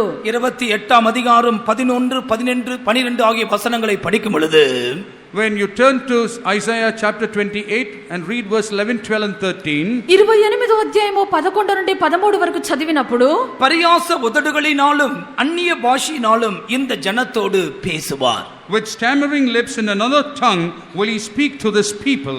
నత్తివారి పెదవుల చేతను అన్య భాషతోనూ ఈ జనులతో మాట్లాడుచున్నాడు. யாருக்காவது பரிசுத்தாவின் அபிஷேகத்தை பெறும் பொழுது அந்நிய பாஷை பேசுவதை குறித்து சந்தேகம் இருந்தால் இந்த வசனத்தை தயவு செய்து கவனியுங்கள். If any of you have a doubt about the anointing of the Holy Spirit, just hearken to what this verse says. ఎవరికైనా పరిశుద్ధాత్మను గురించి అన్య భాషలను గురించి సందేహం ఉండినట్లయితే దయతో జాగ్రత్తగా వినుడి. பரியாச உதடுகள் அந்நிய பாஷைகள் இந்த மூலமாக இந்த ஜனத்தோடு ஆண்டவர் பேசுவார். With this people the Lord will speak with stammering lips in another tongue. నత్తివారి పెదవుల చేతను అన్య భాషతోనూ ప్రభువు యొక్క చెల్లుతో మాట్లాడుదురు. பரிசுத்த ஆவியின் வல்லமை ஒரு மனுஷன் மேல் இறங்கும் பொழுது when the power of the Holy Spirit descends upon a man, పరిశుద్ధాత్మ శక్తి ఒక మనుషుని మీద దిగినప్పుడు, அல்லது திரித்துவ தேவன் தன்னுடைய அன்பை ஒரு மனுஷனுடைய இருதயத்திலே ஊற்றும் பொழுது, or in other words, when the triune God pours out his love into the heart of a man, లేక త్రిత్వ దేవుడు ఒక మనుషుని యొక్క హృదయమునందు తన యొక్క ప్రేమను కుమ్మరించినప్పుడు, அவன் ஏதோ தற்செயலாக அவன் பேசுகிறது இல்லை, அது he is not accidentally speaking something. అతడు ఏదో ఒక విధంగా అకస్మాత్తుగా మాటలాడటలేదు. இந்த நாவை குறித்து யாக்கோபு அப்போஸ்தலன் சொல்லும் பொழுது, நாவை அடக்க ஒரு மனுஷனாலும் கூடாது. About this tongue, when James speaks, he says, no man can contain the tongue. ఈ యొక్క నాలుకను గురించి అపోస్తలుడైన యాకోబు చెప్పినప్పుడు, ఏ యొక్క మనుషుడు కూడా ఈ యొక్క నాలుకను స్వాధీనపరచుకొనలేడు. தேவனுடைய அன்பினாலே வல்லமையினாலே ஒரு மனுஷன் நிரப்பப்படும் பொழுது இந்த நாவின் கட்டுகள் அவிழ்க்கப்பட்டு அதுவும் தெய்வத்தை பாடி துதிக்கிற பாஷைகளிலே அது பேச ஆரம்பிக்கிறது. பிரியமானவர்களே, Beloved, when a man is being filled with the love of God, the tongue is let loose, the bindings are let loose, and he is filled with the love of God, and the tongue also starts singing and praising God. దేవుని యొక్క ప్రేమ చేత మనుషుడు నింపబడినప్పుడు నాలుక యొక్క బంధకములను తెంపబడి ఈ యొక్క నాలుక దేవుని స్తుతించి ఆరాధించి పాడుచున్నది. ஆண்டவராகிய இயேசு கிறிஸ்து அந்நிய பாஷை குறித்து பூமியிலே சொல்லி இருந்தார். While Jesus Christ had mentioned about speaking in tongues while he was still on the earth, ప్రభువైన యేసుక్రీస్తు అన్య భాషను గురించి ఆయన చెప్పియుండిరి. మార్కు సువిశేషం 16 அதிகாரம் 17 வசனத்தை வாசிக்கும் பொழுது, when you turn to the book of Mark 16 chapter verse 17, mark సువార్త 16వ అధ్యాయము 17వ వాక్యమునందు, நவமான பாஷைகளை பேசுவார்கள் என்று தன்னுடைய ஜனத்தை குறித்து ஆண்டவர் சொன்னார். about his people he says they will speak in new tongues. తన యొక్క జనులను గురించి వారు క్రొత్త భాషలో మాట్లాడుదురని చెప్పెను. இயேசு சொன்ன நவமான பாஷை எது? What is the new tongue that Jesus spoke? యేసు చెప్పినటువంటి క్రొత్త భాష ఏమైనది? பரிசுத்தாவினால் நிரப்பப்படும் பொழுது அவர்கள் பேசுகிறதான பாஷை அது நவமான பாஷை. இயேசு சொன்னார். Jesus said when people are filled with the Holy Spirit, they will speak in a tongue, and that is the new tongue. పరిశుద్ధాత్మ చేత నింపబడినప్పుడు వారు మాట్లాడినటువంటి భాష అది క్రొత్త భాష ఉన్నది. பரிசுத்த பவுல் தன்னுடைய அனுபவத்தை குறித்து சொல்லும் பொழுது, நான் அதிகமான பாஷைகளை பேசுகிறேன் என்று அவர் சொன்னார். Saint Paul speaking about his experience, he says about he speaks more in tongues పరిశుద్ధుడైన than all. పౌలు తన అనుభవం గురించి చెప్పినప్పుడు, నేను అందరికంటే అధికముగా అన్య భాషలు మాట్లాడుచున్నానని చెప్పెను. அந்நிய பாஷை அவிசுவாசிகளுக்கு அடையாளமா இருக்கிற, Speaking in tongue is a sign to unbelievers. ఈ యొక్క అన్య భాష అవిశ్వాసులకు సూచన ఉన్నది. கர்த்தருக்கு மகிமை உண்டாகட்டும். Glory be to the Lord. దేవునికి మహిమ కలుగును గాక. தெய்வத்தோடு மகத்துவங்களை இந்த பாஷையினாலே நாம் பேசுகிறோம். We speak about the glories of God with this tongue. ఈ యొక్క నాలుక చేత దేవుని యొక్క మహిమగల కార్యములు దేవునితో మాట్లాడుచున్నాము. செப்பனியா தீர்க்கதரிசி சொல்லும் பொழுது, பிற்காலங்களில் இந்த ஜனத்தின் பாஷையை நான் சுத்தமான பாஷையாய் மாற்றுவேன். Zephaniah says that in the latter days I will make their language into a clean language. జెఫన్యా ప్రవక్త చెప్పినప్పుడు ఈ యొక్క జనుల తదుపరి కాలమందు ఈ యొక్క జనుల యొక్క భాషను శుద్ధము చేయుదును. எனவே அந்நிய பாஷை பேசுவதற்கு தடை செய்கிறது பிசாசின் ஆவி. Therefore, the one that hinders speaking in tongues is the spirit of Satan. ఈ యొక్క అన్య భాషను మాట్లాడకుండా ఆటంకపరచినటువంటిది అపవాది యొక్క ఆత్మ ఉన్నది. முதல் எருசலேமிலே கர்த்தருடைய சீஷர்கள் அந்நிய பாஷை பேசின பொழுது, First of all, when the disciples spoke in tongues at Jerusalem, మొట్టమొదటిగా యెరూషలేములో ప్రభు యొక్క శిష్యులు అన్య భాషను మాట్లాడినప్పుడు அங்கே 2 கூட்டத்தார் இருந்தார்கள். there were 2 sets of people over there. అక్కడ 2 గుంపుల వారు ఉండిరి. அதே சமயத்தில் 18 தேசத்தார் வந்து அங்கே கூடி இருந்தார்கள். But at the same time, people from 18 countries were present there. ఆ యొక్క సమయం అంతే 18 దేశముల వారు అక్కడ సమకూడి ఉండిరి. அந்த நாட்களிலே எருசலேமிலே பண்டிகை நடந்து கொண்டிருக்கிற, And there was a festive time in Jerusalem during those days. ఆ యొక్క సమయం అందు యెరూషలేములో పండుగ జరుగుచూ ఉండెను. இந்த மேல் வீட்டறையிலே அந்நிய பாஷையின் சத்தத்தை கேட்ட பொழுது ஒரு கூட்டத்தை ஜனங்கள் பயந்தே போனார்கள். When people heard speaking in tongues in this upper room, there was a set of people who got frightened about it. ఈ యొక్క మేడగది యందు అన్య భాష యొక్క శబ్దము విన్నటువంటి ఒక గుంపు జనులు వారు భయపడి ఉన్నారు. அவர்கள் தெய்வத்தின் மகத்துவங்களை பேசுகிறார்கள் என்று அதை கண்டார்கள். They saw that they were speaking about the glory of God. వారు దేవుని యొక్క మహిమగల కార్యములో మాట్లాడుచున్నది చూచిరి. அடுத்த கூட்டத்தார் சொன்னார்கள், இவங்க எல்லாம் மதுபானம் பண்ணி இருக்கிறார்கள் என்று பரிஹசித்தார்கள். There were other people who mocked at them, saying that they were drunk. మరొక గుంపు వారైతే వీరు క్రొత్త మద్యంతో నిండి ఉన్నారని అపహాస్యం చేసిరి. ஆண்டவருக்கு மகிமை உண்டாகட்டும். Glory be to the Lord. దేవునికి మహిమ కలుగును గాక. ஒரு கூட்ட ஜனங்கள் இன்றைக்கும் பரியாசம் பண்ணிக்கொண்டே இருக்கிறார்கள். There are a group of people who are continuing to mock even today. ఒక గుంపు జనులు ఇప్పుడు కూడా అపహాస్యం చేయిచు ఉన్నారు. ஆனால் கர்த்தருடைய சபையே பரிசுத்த ஆவியினால் நிரம்பி அந்த நவமான பாஷைகளை பேசி பலப்படுவதற்கு நீ ஒருபோதும் வெட்கப்பட்டு போக வேண்டாம். But O Church of God, for you to speak in those new tongues, you should never be ashamed.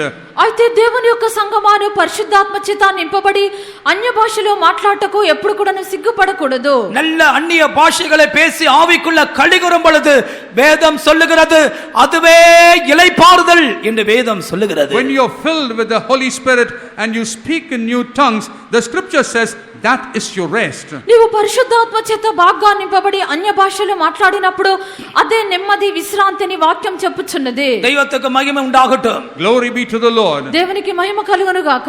இந்த பாஷை யாரும் சொல்லிக் கொடுக்க வேண்டிய அவசியம் இல்லை. No one need to teach you this language. ఈ యొక్క భాషను ఎవరు కూడా నేర్పించని అవసరం நீ లేదు. வாஞ்சையோடு தாகத்தோடு இருந்தால் இந்த கூட்டத்தில் தானே உனக்கு அந்நிய பாஷை அடையாளத்தோடு உன் தேவன் உன்னை அபிஷேகம் பண்ணுவார். If you have the desire and the thirst, in this very meeting the Lord will anoint you with speaking in tongues. నువ్వు వాంఛతోను దప్పికతోను ఉండినట్లయితే ఈ యొక్క కూటమునందే ప్రభువు నిన్ను అన్య భాషల గుర్తుతో పరిశుద్ధాత్మ శక్తితో నింపెదరు. எத்தனையோ நூற்றுக்கணக்கான ஜனங்கள் தவறான போதனைகளினாலே பாதிக்கப்பட்டு அந்நிய பாஷை இல்ல அபிஷேகம் இல்லை என்று சாதாரண கிறிஸ்தவர்களாய் வளர்ந்து கொண்டிருக்கிறார்கள். Many hundreds of people are being deceived by wrong teachings that there is no speaking in tongues and that there is no Holy Spirit. అనేక మంది వందల కొలదిగా జనులకు అన్య భాష లేదు పరిశుద్ధాత్మ లేదని బోధించటను బట్టి వారు సాధారణమైనటువంటి క్రైస్తవులుగానే జీవించున్నారు. ஆண்டவருக்கு மகிமை உண்டாகட்டும். Glory be to the Lord. ప్రభువుకు మహిమ కలుగును గాక. நான்காவது விஷயமாக Fourth matter, నాలుగవ విషయము கலாத்தியருக்கு எழுதினதான நிருபத்திலே படிக்கும் பொழுது when you read the epistle written to the Galatians, గలతీయులకు రాసిన పత్రికను చదివినప్పుడు 7ஆம் 8ஆம் வசனங்களை படிங்கள். 5ஆம் அதிகாரம் 7ஆம் 8ஆம் வசனங்கள். chapter 5 verse 7 and 8. 5వ అధ్యాయము 7, 8 వాక్యములు. நீங்கள் நன்றாய் ஓடினீர்களே, சத்தியத்திற்கு கீழ்ப்படியாமற் போக உங்களுக்கு தடை செய்தவன் யார்? இந்த போதனை உங்களை அழைத்தவரால் உண்டானதல்ல. Ye did run well. Who did hinder you that ye should not obey the truth? This persuasion cometh not of him that calleth you. தெய்வத்துக்கு ஸ்தோத்திரம். Praise be to the Lord. ప్రభువుకు స్తోత్రము. இந்த கலாத்திய சபையாருடைய துவக்கம் நன்றாக இருந்தது. The beginning of this church of Galatians was good.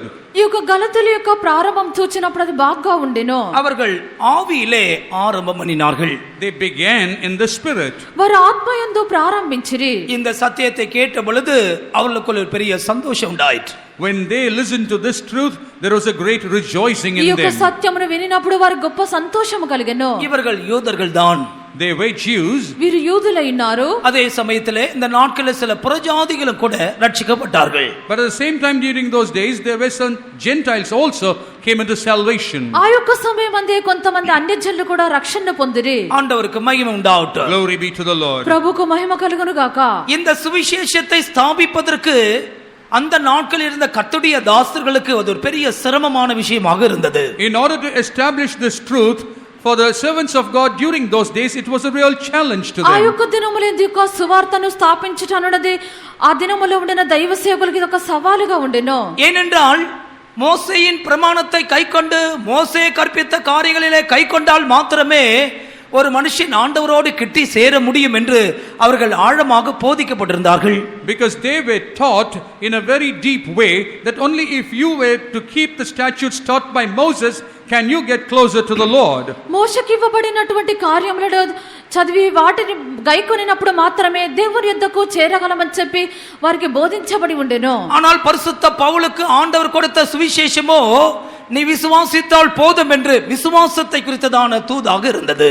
But the teaching that the Lord had given to Saint Paul was that it was sufficient for you to have faith, and the teaching that was given to him is about faith. అయితే పరిశుద్ధుడైన పౌలుకు ఇవ్వబడినటువంటి వర్తమానం ఏదనగా నువ్వు విశ్వసించినట్లయితే చాలును. விசுவாசத்தினாலே நீதிமான் பிழைப்பான். The just shall live by faith. విశ్వాస మూలముగా నీతిమంతుడు జీవించును. இந்த விசுவாசத்தின் சுவிசேஷத்தை கேட்ட பொழுது அவர்கள் எல்லாரும் அதற்காக ஒப்பு கொடுத்தார்கள். When they listened to this gospel of faith, they all hearkened to it. ఈ యొక్క విశ్వాసంతో వారు సువార్తను వినినప్పుడు దానికి అప్పగించుకొనిరి. 2 அதிகாரத்தின் 4 வசனத்திலே கள்ள சகோதரர்களை குறித்து அங்கே சொல்லப்பட்டிருக்கிறதை பார்க்கிறோம். We read in the 2nd chapter 4th verse about deceitful brothers.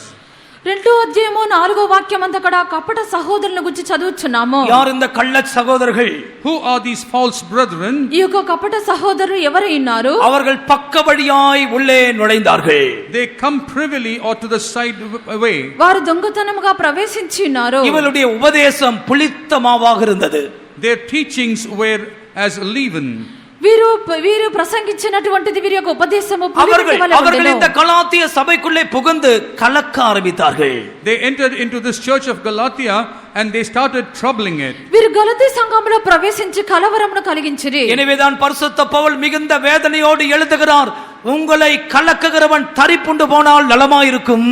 And therefore Saint Paul with great pain he writes, it would be better for the man who is troubling you to be cut off. అందుచేతనే పరిశుద్ధుడైన పౌలు వ్రాయిచున్నాడు, మిమ్మల్ని కలవరపరిచినటువంటి వ్యక్తి కొట్టివేయబడినట్లయితే బాగుండునని చెప్పెను. நன்றாக ஓடினீர்களே, உங்களை தடை செய்தது யார்? You had been running well, who did hinder you? మీరు బాగా పరిగెత్తుచుంటిరే, మిమ్మల్ని ఆటంకపరిచినది ఎవరు? உங்களை கலக்கினவன் யார்? Who is that who troubled you? మిమ్మల్ని కలవరపరిచినది ఎవరు? 3 அதிகாரம் 1 வசனத்தில் அவர் பார்த்து கேட்கிறார், உங்களை மயக்கினவன் யார்?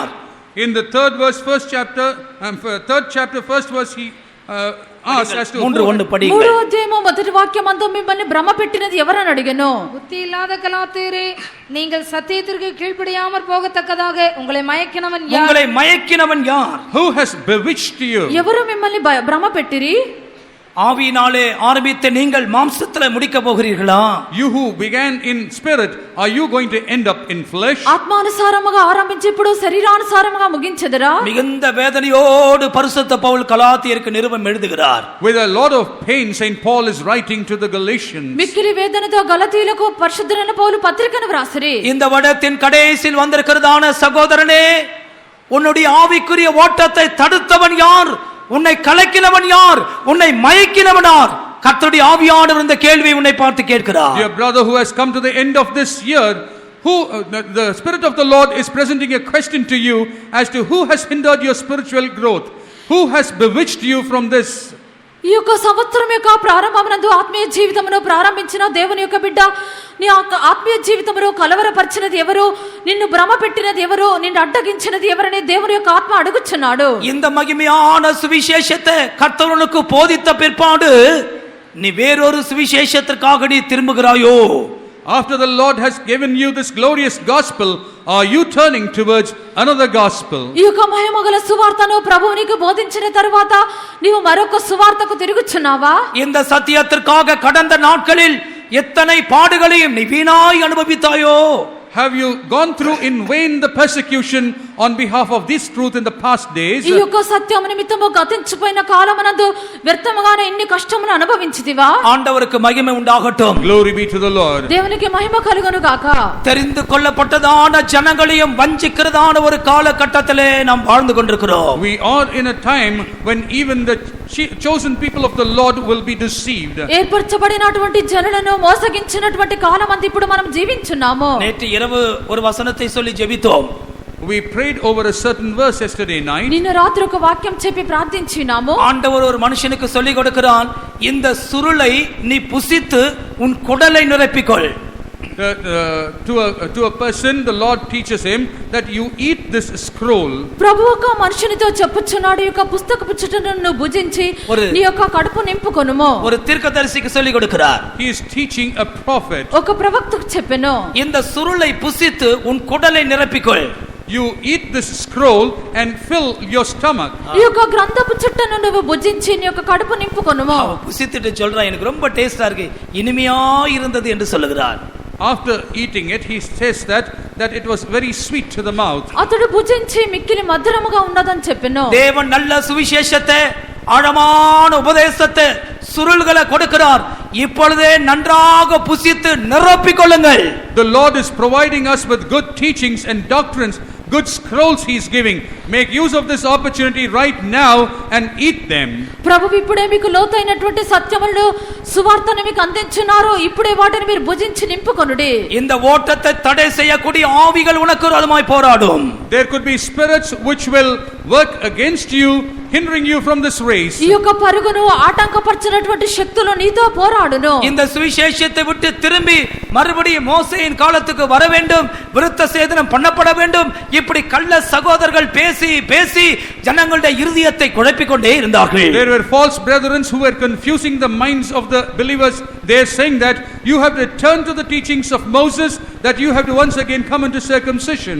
మరలా మోషే బోధించినటువంటి బోధనల వైపు తిరగవలెను, సున్నతి పొందవలెనని చెప్పి కపట సహోదరులు ప్రవేశించి కలవరంను కలిగించుండిరి. அருமையான தேவ பிள்ளையே, உன்னுடைய ஓட்டத்தை தடை செய்ததான வல்லமையை கண்டுபிடித்து இந்த கூட்டத்தில் நீ அதை மேற்கொள்ளத்தான் வேண்டும். Oh child of God, you have to identify the powers that are hindering your race and you have to subdue it in this meeting itself. ప్రియమైన దేవుని యొక్క బిడ్డ, నీ యొక్క పరుగును ఆటంకపరచినటువంటి శక్తి ఏదని చెప్పి నీవు గ్రహించి ఈ యొక్క కూటమి రద్దు దాన్ని నలగొట్టవలెను. ஒரு வாலிபனுக்கு சம்பவித்ததை சொல்லுகிறேன். I'm going to share with you something that happened to a young man. ఒక యవనస్తునికి జరిగినది నేను చెప్పెదను. அவன் ஒரு பாவியான வாழ்க்கை செய்து பிற்பாடு ரட்சிக்கப்பட்டான். He was leading a sinful life and later was saved. అతడు ఒక పాపకరమైన జీవితంను చేసి తర్వాత రక్షింపబడెను. தெருக்கூட்டங்கள் நடக்கும் பொழுது உற்சாகத்தோடு வந்து சாட்சிகளை சொல்வான். While the street meetings are going on, with a lot of enthusiasm he used to testify. వీధులలో కూటములు జరుగునప్పుడు వచ్చి ఉత్సాహముగా సాక్ష్యం ఇచ్చెదరు. ஒரு நாள் ஒரு முக்கியமான இடத்திலே அவனை கூப்பிட்டேன், நீ வந்து இந்த இடத்துல சாட்சி சொல்ல வேண்டும்.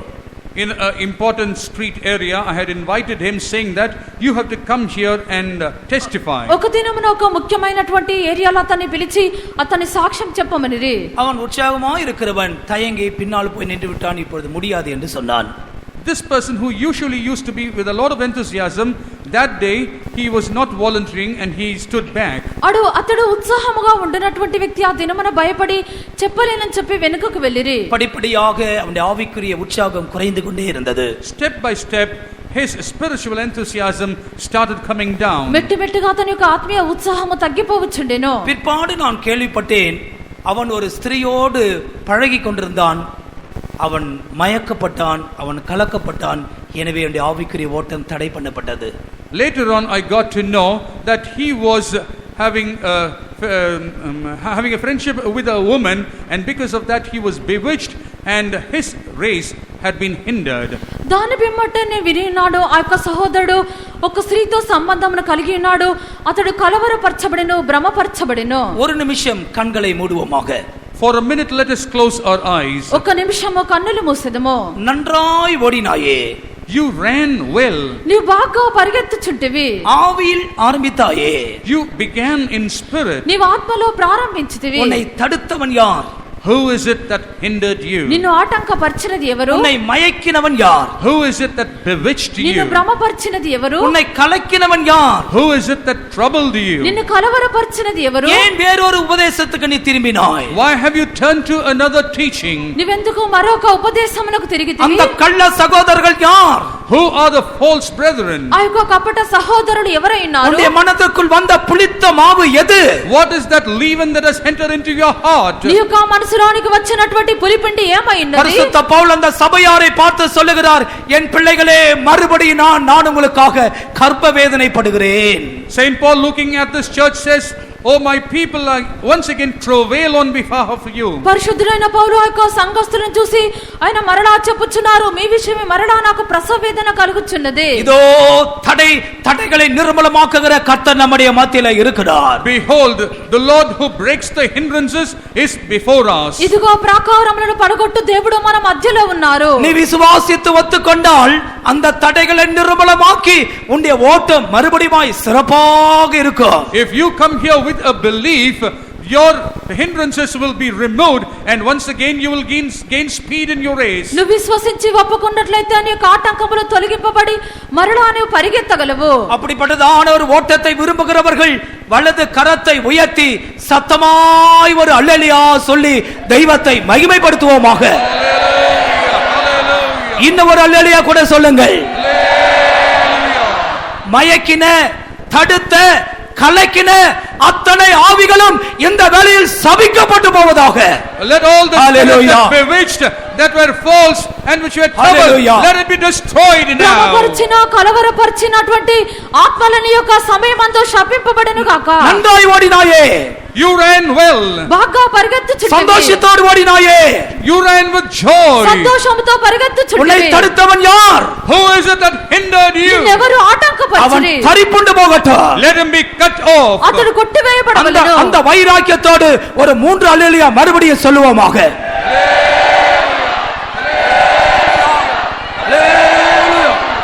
ஆண்டவருக்கு ஸ்தோத்திரம். Praise be to the Lord. ప్రభువుకు స్తోత్రము. எஸ்ரா நெகேமியாவின் நாட்களில் தடைகளை குறித்து நாம் அறிவோம். சுருக்கமாக 2 காரியங்களை சொல்லுகிறேன். During the days of Ezra and Nehemiah, we know about the hindrances. Briefly, I'm going to mention a couple of things to you. Ezra Nehemiah యొక్క కాలమందు ఏర్పడిన ఆటంకములను ఎరిగి ఉన్నామో వాటి గురించి కొంచెం చెప్పెదను. எஸ்ராவின் நாட்கள் ஆலயத்தை கட்டுகிற நாட்கள், நெகேமியாவின் நாட்களில் மதில் சுவரை கட்டுகிற நாட்கள். The days of Ezra were the days when the temple was rebuilt, and the days of Nehemiah was the days when the walls were rebuilt. Ezra యొక్క కాలమనందు దేవుని యొక్క ఆలయము కట్టబడు కాలము, నెహెమియా యొక్క దినములందు ప్రాకారమును కట్టు దినములు. எஸ்ரா 4ஆம் அதிகாரம் 23, 24 ஆகிய வசனங்களில் ஆலயம் கட்டுவதற்கு தடையை உண்டாக்கினதை குறித்து நாம் படிக்கிறோம். When you turn to Ezra chapter 4 verse 23 and 24, you see about the hindrances that was caused there. Ezra 4వ అధ్యాయము 23, 24 వాక్యమునందు దేవుని యొక్క ఆలయము కట్టబడినప్పుడు ఆటంకములను చూస్తున్నాము. ராஜாவாகிய அர்தசஷ்டாவுடைய உத்தரவின் நகல் ரெகூமுக்கும் கணக்கனாகிய சிம்சாயிக்கும் அவர்கள் வகையராவுக்கும் முன்பாக வாசிக்கப்பட்ட போது அவர்கள் தீவிரத்துடனே எருசலேமில் இருக்கிற யூதரிடத்திற்கு போய் பலவந்தத்தோடும் கட்டாயத்தோடும் அவர்கள் வேலை செய்யாதபடிக்கு நிறுத்தி போட்டார்கள். போதும். Now when the copy of King Artaxerxes' letter was read before Rehum and Shimshai the scribe and their companions, they went up in haste to Jerusalem unto the Jews and made them to seize by force and power.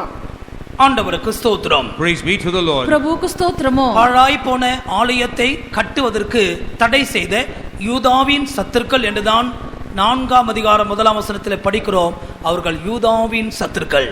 They were the enemies from the Jewish people, which we read in the 4th chapter 1st verse, that they hindered building of the temple that was lying desolate. 4వ అధ్యాయము మొదటి వాక్యమందు పడిపోయినటువంటి దేవుని యొక్క ఆలయమును కట్టు సమయమందు అడ్డగించినటువంటి యూదా శత్రువులై ఉన్నారు. அந்த நாட்களில் இஸ்ரவேல் ஜனங்கள் யூதா பென்யமீன் என்றே அழைக்கப்பட்டார்கள். During those days, the Israelites were being addressed as Judah and Benjamin. ఆ యొక్క దినములందు ఇశ్రాయేలు జనులు యూదా బెన్యామీను అని పిలువబడిరి. ஆலயம் கட்டப்படுதல் என்று சொல்லுகிறது நாமே தேவாலயமாக மாறுவதை காண்பிக்கிறது. Building the temple symbolizes we ourselves becoming the temple. మందిరము కట్టబడట అని చెప్పినప్పుడు మనమే దేవుని యొక్క మందిరముగా కట్టబడుట ఉన్నది. இவர்களுக்கு ஒரு நல்ல தேவாலயம் இருந்தது. ஆனால் பாபிலோனியர்களோ அதை தீட்டாக்கி இடித்து போட்டார்கள். They had a good temple, but the Babylonians, they had defiled it and they had destroyed it. వీరికైతే చక్కటి దేవుని మందిరం ఉండెను, బబులోనీయులు వచ్చి దాన్ని అపవిత్రపరిచి దాన్ని పడగొట్టిరి. எத்தனையோ வருடங்களாக, ஏறக்குறைய 70 வருடங்களாக அது பாழாக்கப்பட்ட நிலவரத்திலேயே இருந்தது. For a space of 70 years, this temple was in a desolate state. దాదాపు 70 సంవత్సరములు పాడైపోయిన స్థితిలోనే ఉండెను. சர்வ வல்லமையுள்ள தேவன் சில புறஜாதி ராஜாக்களுடைய ஆவியை எழுப்பினார். The Almighty God rose up the spirits of certain Gentile kings. సర్వశక్తి కలిగినటువంటి దేవుడు కొన్ని అన్య జాతి గల రాజులను ప్రభు లేపి ఉన్నారు. அவர்கள் பாழாய் கிடக்கிற ஆலயத்தை கட்டி எழுப்ப வேண்டும் என்ற வாஞ்சையோடு கிரியை செய்ய ஆரம்பித்தார்கள். With a desire to rebuild the desolate temple, they started working with a great desire. పాడైపోయి ఉండినటువంటి దేవుని యొక్క మందిరమును కట్టి లేపవాలని వారు కోరి ఉన్నారు. ஆனால் நாம் என்ன பார்க்கிறோம்? But what do we see? అది ఇక్కడ ఏమి చదువుచున్నాము? பலவந்தத்தோடு நிறுத்தி போட்டார்கள். By force they had stopped this building. బలవంతము చేత ఆపివేసిరి. உன்னுடைய வாழ்க்கையிலும் கூட இந்த டிசம்பர் மாதத்தில் ஜீவியத்தை சுத்திகரித்துக் கொள்ள வேண்டும், புதுப்பிக்கப்பட வேண்டும் என்ற சிந்தை இருக்குமானால் பலவந்தமாய் தடுத்து நிறுத்துகிற ஒரு வல்லமை உண்டு என்பதை நீ விளங்கிக்கொள்.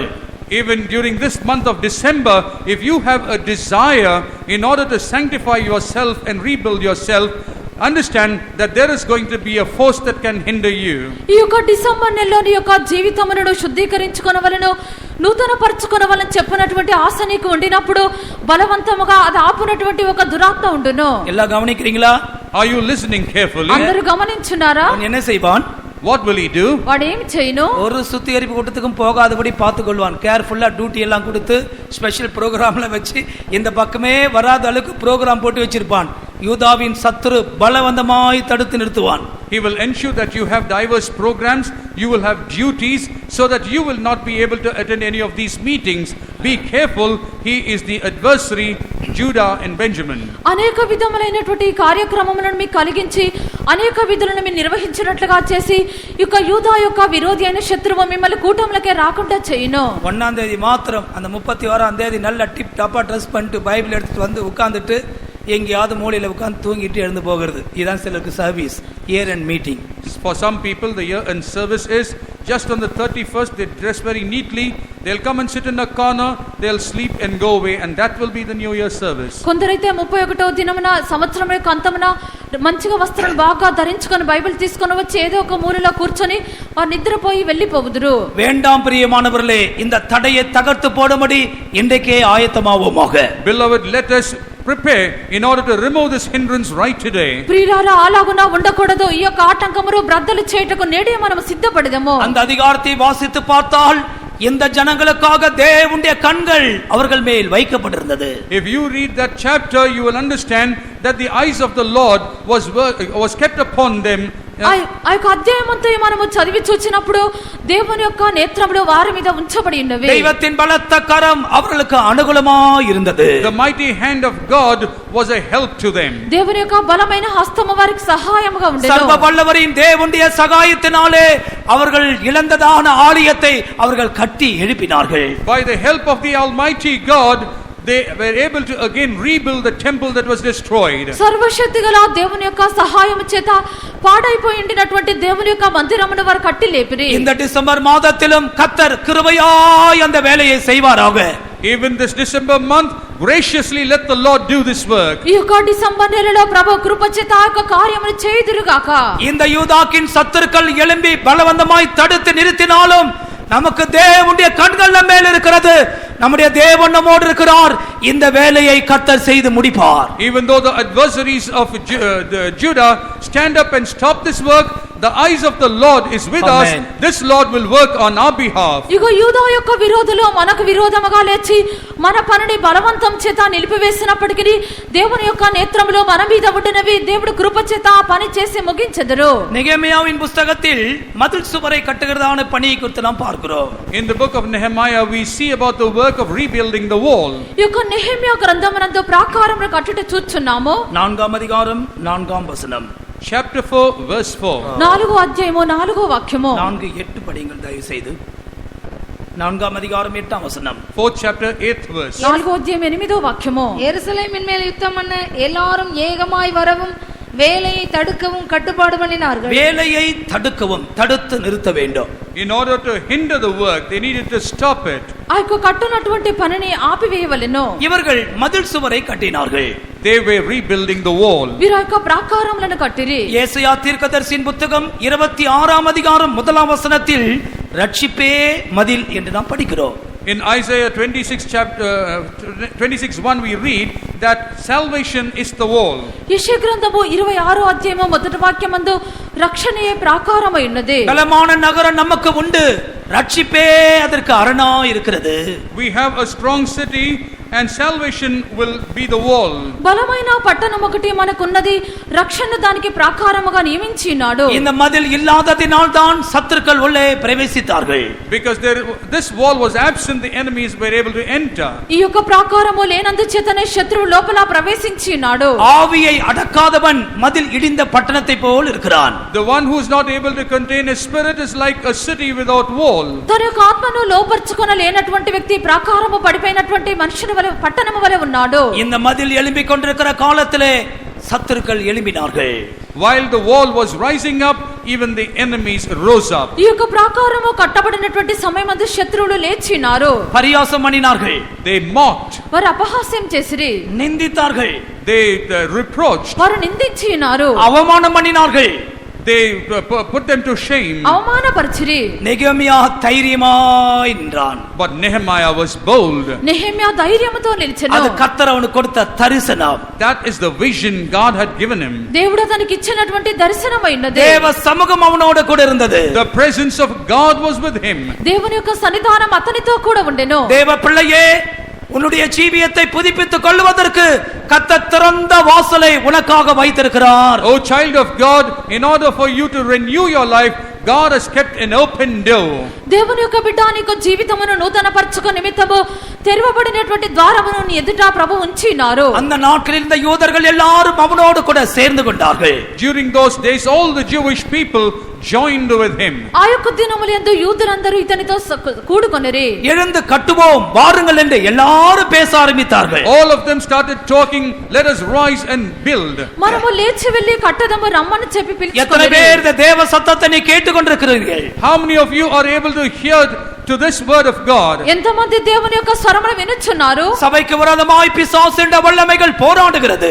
Against the church, the power of Satan is working. సంఘమునకు విరోధముగా అపవాది శక్తులు పోరాడుచున్నవి. அநேகருடைய விசுவாசத்தை பிசாசு அசைத்துக் கொண்டிருக்கிறான். The devil is shaking the faith of many people. అనేకుల యొక్క విశ్వాసమును అపవాది కదిల్చుచున్నది. இந்த காலகட்டத்திலே எழுந்து கட்டுவோம் வாருங்கள் என்று சபை ஒன்றாக வேண்டும். The church has to unite together, saying that at this season, during this season, let us rebuild. ఈ యొక్క కాలమునందు లేచి మనము కట్టదమని సంఘం ఏకముగా లేవవలెను. அவர்கள் கட்டினார்கள் கட்டினார்கள் கட்டிக்கொண்டே இருந்தார்கள். They continued to build and build. వారు కట్టుచునే ఉండిరి. ஆம், ஏற்ற வேளையிலே அந்த வேலை பூர்ணப்பட்டது. At the right time, the work was perfected. తగిన సమయమందు ఆ యొక్క పని సంపూర్ణమాయెను. எந்த இடத்துல ஒரு திறப்பே இல்லை. There were no breaches.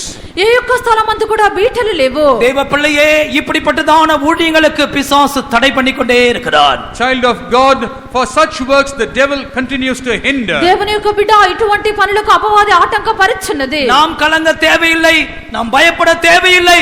ஏனென்றால் தடைகளை நீக்கி போடுகிற தேவன் நமக்காக எழுந்தருளி இருக்கிறார். We need not be troubled, we not be afraid, because the God who breaks, who removes the hindrances, has risen up. మనము భయపడకూడదు, కలవరపడకూడదు. ఎందుకనగా ప్రాకారములను పడగొట్టినటువంటి దేవుడు మనకు ముందుగా వెళ్ళుచున్నారు. ஜீவியத்தை சரி செய்து கொள்ள வேண்டுமே என்ற ஒரு ஆதாங்கம் சில நாட்களாய் உன்னோடு கூட இருக்கிறதை கர்த்தர் காண்கிறார். The Lord is able to see the desire in you that you want to set right your life.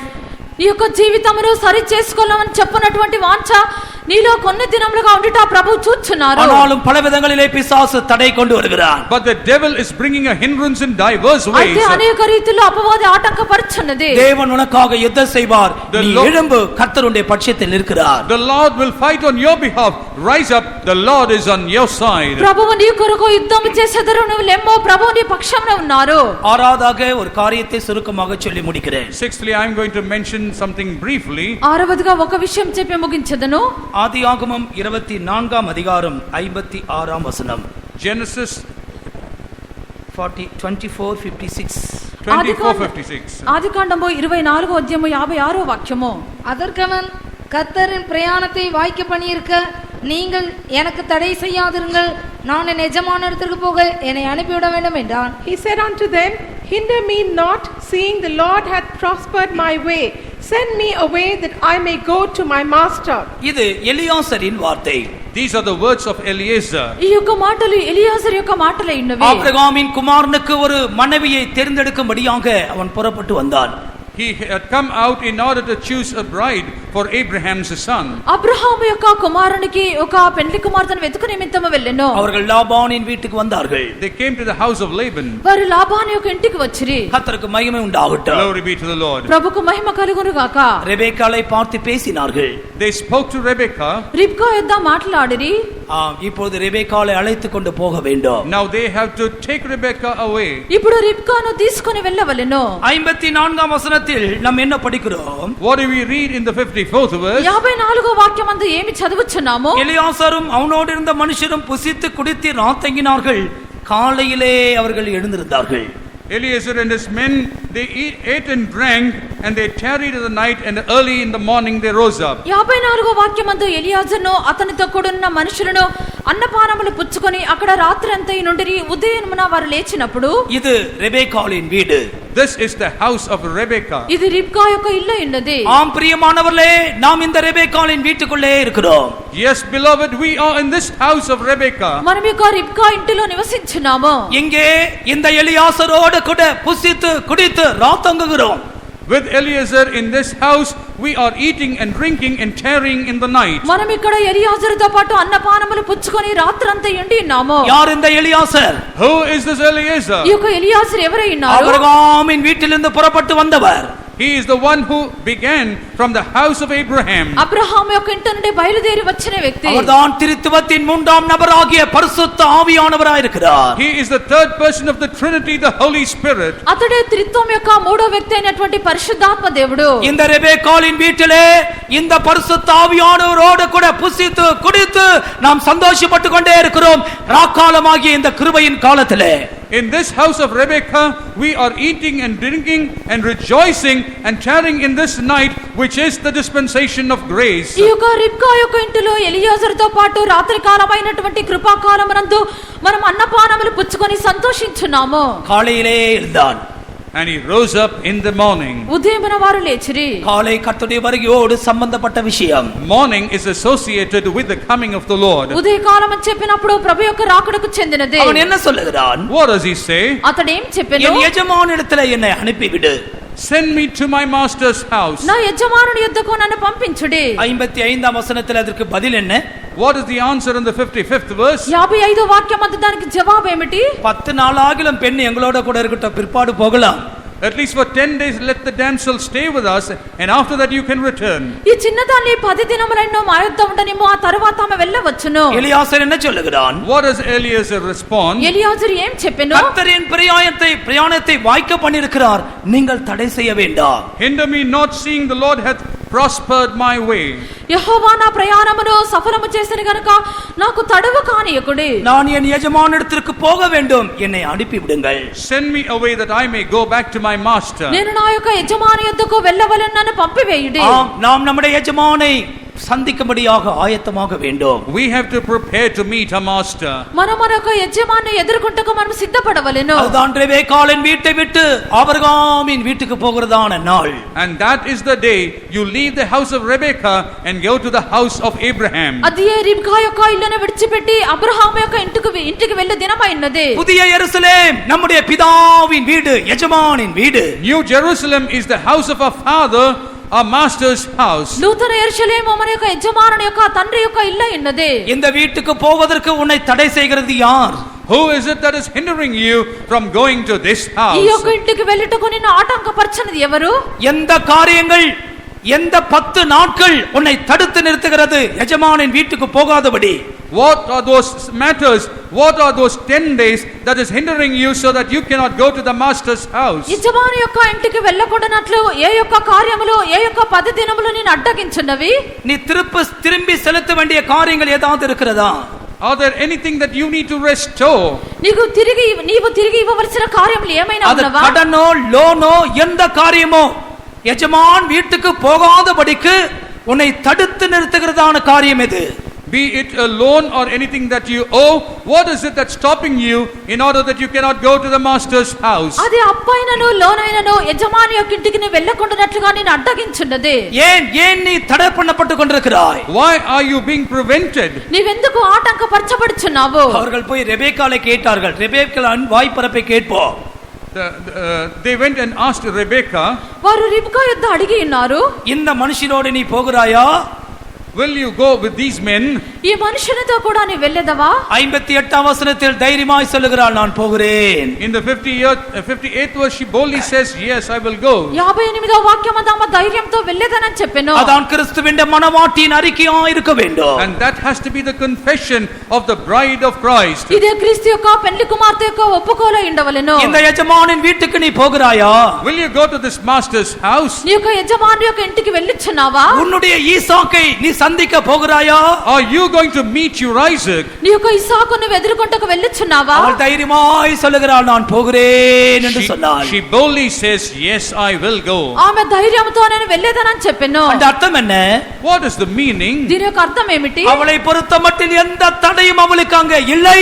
As long as she was concerned, there were no hindrances on her part. ఆమె యొక్క విషయమందు ఏ యొక్క ఆటంకము కూడా లేదు. அதான் கிறிஸ்துவின் சரீரமாகிய சபை. And that is the body of Christ, which is the church. ఇదే క్రీస్తు యొక్క సంఘమైనటువంటి శరీరము. அதான் கிறிஸ்துவின் மணவாட்டி. And that is the bride of Christ. ఇదే క్రీస్తు యొక్క పెండ్లి కుమార్తె. ஆம், அந்த அதிகாலை வேளையிலே எழுந்து தன் எஜமானை சந்திக்க அவள் புறப்பட்டாள். That early morning she rose and began to go to meet her master. ఆ యొక్క ఉదయకాలంలో ఆమె లేచి తన యొక్క యజమాని ఎదుర్కొంటకు వెళ్ళుచున్నది. அருமையான தேவனுடைய பிள்ளையே, Beloved child of God, ప్రియమైన దేవుని బిడ్డ, எத்தனையோ காரியங்களை பிசாசு பக்க வழியாய் கொண்டு வந்து உன்னுடைய எஜமானின் வீட்டுக்கு போவதை தடுத்து நிறுத்துகிறதை இன்றைக்காவது நீ உணர மாட்டாயா? will you not understand that devil is in different ways privily bringing in hindrances that it may block you from going to the master's house? అనేక విధములైనటువంటి కార్యములను అపవాది ప్రక్కదారి గుండా తీసుకొని వచ్చి నీవు యజమాని యొక్క ఇంటికి వెళ్ళకుండానట్లుగా నిన్ను ఆటంకపరచునది. கண்களை ఈ దినమైనా గ్రహించవా? கண்களை மூடுங்கள். Let us close our మీరు eyes. కన్నులు మూయుడి. துரிதமாக கொஞ்ச நேரம் தான் இருக்கிறது. கால்களை மடக்கி தேவ சமூகத்திலே காத்திருங்கள். Just a short while, bow your knees and wait in the presence of the Lord. కొంత సమయం మాత్రమే ఉన్నది. మీరు మోకరించి దేవుని సన్నిధానమందు కనిపెట్టుడి. இன்றைக்கு ஆண்டவர் கேட்கிறார், உன் எஜமானின் வீட்டுக்கு நீ போக ஆயத்தமா? The Lord is asking you, are you ready to go to your master's house నేను today? ప్రభువు అడుగుచున్నారు, నీ యొక్క యజమాని ఇంటికి వెళ్ళుటకు నీవు సిద్ధమేనా? ஆயத்தமா இருக்கிறேன் என்று உன்னால் சொல்ல முடியுமா? Can you say, I am ready, Lord? నేను సిద్ధముగా ఉన్నానని చెప్పగలవా? இந்த மனுஷனோடு நீ போகிறாயா? Will you go with these men? ఈ మనుషునితో నువ్వు వెళ్ళదవా? யார் இந்த மனுஷன்? Who are these people?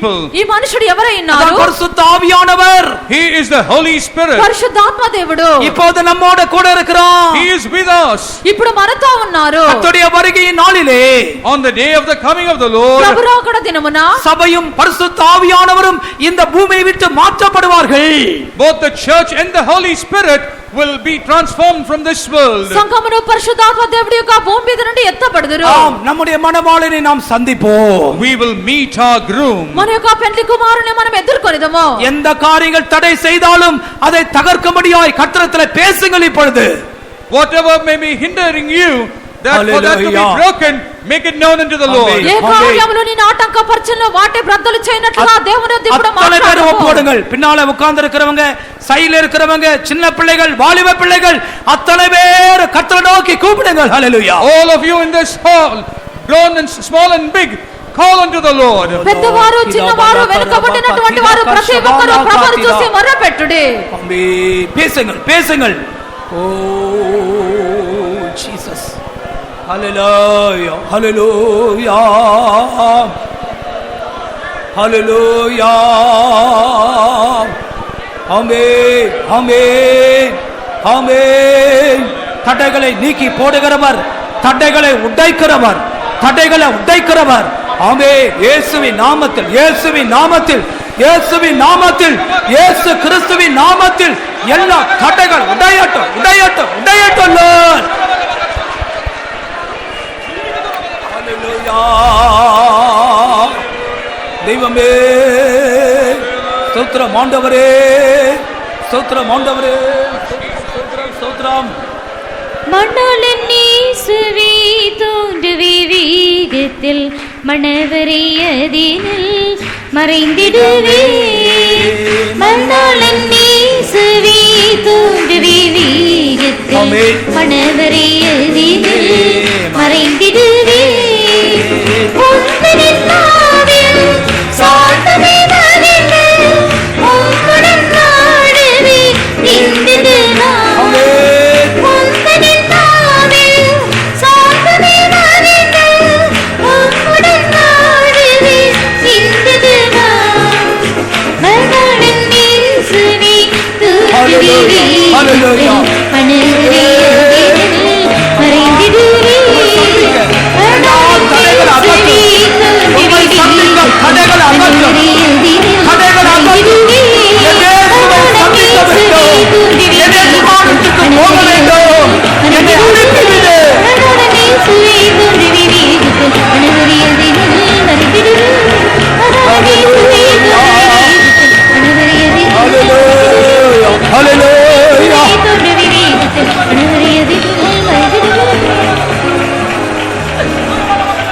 ஆமென். ஹல்லேலூயா, ஹல்லேலூயா. எலியாசரின் சத்தம் என்ன? What is the voice of Eliezer? காலையிலே எழுந்து கேட்கிறான், நான் என்னை எஜமான் வீட்டுக்கு என்னை அனுப்பிவிடு. Rising up in the morning says, let me go to my master's house. என் எஜமானின் வீட்டுக்கு நான் போக வேண்டும். I have to return to my master. இதான் பரிசுத்த ஆவியின் வாஞ்சை. That is the desire of the Holy Spirit. ரெபெக்காளே, நீ என்ன சொல்ல போகிறாய்? Oh Rebecca, what will you say? நீ இந்த மனுஷனோடு போகிறாயா? Will you go with this man? இந்த ஆவியோடு சேர்ந்து கொள்வாயா? Will you join with the Spirit? உன்னுடைய ஈசாக்கை சந்திக்க நீ ஆயத்தமா? Are you ready to meet your Isaac? நீ என்ன சொல்ல போகிறாய்? What are you going to say? 10 நாள் வேண்டும் என்று கேட்க போகிறாயா? Are you going to ask for 10 days? இல்லை, நான் போகிறேன் என்று சொல்ல போகிறாயா? Or will you say, I have to go? ஹalleluya, ஹalleluya. ஓ ஷபாலா கரபலா கதினிகலா மகத்னா. ஆமென். ஹalleluya, ஹalleluya. தவே ஸ்தோத்திரம், ஸ்தோத்திரம். வருவான், இயேசு வருவான். விரைந்து செய்ய இதை முந்தித்தே எல்லாரும் கைகளை தட்டி பாடுங்கள். இயேசு வருவார். விரைந்து செய்ய இதை முந்தித்தே ஆடுவோம் ஆயுதங்கள் அல்லேலூயா ஆயுதங்கள் இயேசுவுடன். ஓ ஜீசஸ். Yes. இயேசுவுடன் வருவான். இயேசு வருவான். ஓ ஷலாலா கலபலா theta.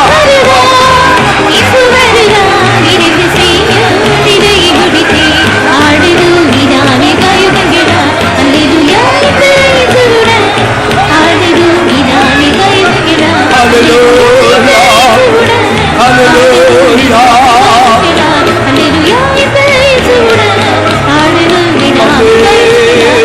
Diana, Dia, Adiaka, Imadia, Shagadada Kalagala. Amen. Amen. ஆம் தேவ பிள்ளையே, நாம் நம்முடைய இயேசுவை சந்திப்போம். Yes, child of God, we are going to meet our போதும், Jesus. இந்த ராத்திரியில் இங்கே புசித்து குடித்தது போதும். It is enough that these days we had eaten and drunk அந்த over here. ஆபிரகாமின் வீட்டுக்கு நான் போக வேண்டும். Our spirit is asking, என்ற ஈசாக்கை நான் காண வேண்டும். I have to see my Isaac. ஆம், அந்த விவாக நாள் எனக்கு வைக்கப்பட்டிருக்கிற That day of marriage is reserved. அவள் சந்தோஷமாய் புறப்பட்டு போனாள். She joyfully went. இந்த தரிசனத்தோடு ஜீவிப்போம். Let us live with this vision. அவர் தடைகளை நீக்குவார். He will remove the hindrance. பாரத்தை அவர் மேல் வைத்து விடு. Put your burden on him. சந்தோஷத்தோடு கர்த்தரை ஸ்தோத்திரிப்போமாக. Hallelujah, hallelujah. Praise the Lord, praise the Lord Jesus. Hallelujah. Amen. ஜெபிப்போம். அன்பான பிதாவே, நாங்களும் துதிக்கிறோம். ஆசீர்வதிக்கப்பட்டதான காலவேளைக்காக நாங்களும் துதிக்கிறோங்க தாவே. பிள்ளைகளாகிய நாங்கள் ஒன்றாய் கூடி மே துதிக்க, மே ஆராதிக்க, ஆவியோடும் உண்மையோடும் மே தொழுது கொள்ள கத்திரங்களுக்கு உதவி செய்தபடினால ஸ்தோத்திரம். எங்களுடைய ஆராதனை ஒவ்வொரு பகுதியிலே நீரே பொறுப்பேற்று நடத்தினபடினாலும் துதிக்கிறோங்க தாவே. இந்த ஜனத்துடைய தேவையை அறிந்தவராய் அவருடைய தேவையை கத்த சந்தித்தபடினால நாங்களும் துதிக்கிறோங்க தாவே. நீர் எங்களோடு பேசினதான ஜீவனுள்ளதான வார்த்தைகளுக்காக, வசனங்களுக்காக நாங்களும் துதிக்கிறோங்க தாவே. இந்த நாட்களில் கத்தாவே எங்களுக்கு விரோதமாய் தடைச்சிட்டதான எல்லா வல்லமையை கத்தாவை கண்டுணரக்கூடியதான கண்களை கத்திரங்களுக்கு தர வேணும். தடையை நீக்கிறதான கத்தாவே நீர் எங்களுக்கு முன்பாக கடந்து செல்கிறபடினாலும் துதிக்கிறோங்க தாவே. சத்ரு கத்தாவே பலவிதமான மனுஷர் மூலமாக தடைகளை உண்டாக்குறதை நாங்கள் கேள்விப்பட்டோம் கத்தாவே. அன்றுரே மனுஷர் ரட்சிக்கப்படக்கூடாதபடிக்கு அன்று அந்த யூதர்கள் தடை செய்தார்கள் நாங்கள் கேட்டோம். ஜனங்களுடைய ரட்சிப்புக்கு தடையாக நாங்கள் காணப்பட வேண்டாம். ஜனங்களுடைய ஆவிக்குரிய வளர்ச்சிக்கு தடையாக நாங்கள் காணப்பட வேண்டாம். அதற்கு உதவியாக நாங்கள் காணப்பட கத்திர எங்களுக்கு உதவி செய்யணுமா ஜெபிக்கிறோங்க தாவே. ஞானஸ்நானம் பெற கத்தாவே ஒரு நாய்க்கிலும் தடையாய் காணப்பட வேண்டாம். ஞானஸ்நானம் பெறாதவர்கள் இன்னும் யாராயினும் இருந்தால் அவர்கள் இதயத்தில் விசுவாசித்து கத்தாவே ஞானஸ்நான சத்தியத்திற்கு முற்றிலுமாக கீழ்ப்படிய கத்திர ஸ்தோத்திரனுக்கு உதவி செய்யணுமா ஜெபிக்கிறோங்க தாவே. ஆண்டவரே, அந்நிய பாஷை பேசுவதை யாரும் தடை செய்ய வேண்டாம். அந்நிய பாஷையில் பேசுறவன் தேவனோட பேசுகிறான் நாங்கள் வாசிக்கிறோங்க தாவே. தேவனோடு பேசுகிறான் அந்த அனுபவத்தை யாரும் தடை செய்ய வேண்டாம் கத்தாவே. அந்த நாங்கள் மோடு பேசி கத்தாவே அந்த இளைப்பாறுதலை காத்துக்களை பெற்றுக்கொள்ள கத்திரங்களுக்கு உதவி செய்யணுமா ஜெபிக்கிறோம் கத்தாவே. சத்தியத்திற்கு கீழ்ப்படியாமல் தடை செய்தவன் யாரென்று கேட்டோம் கத்தாவே.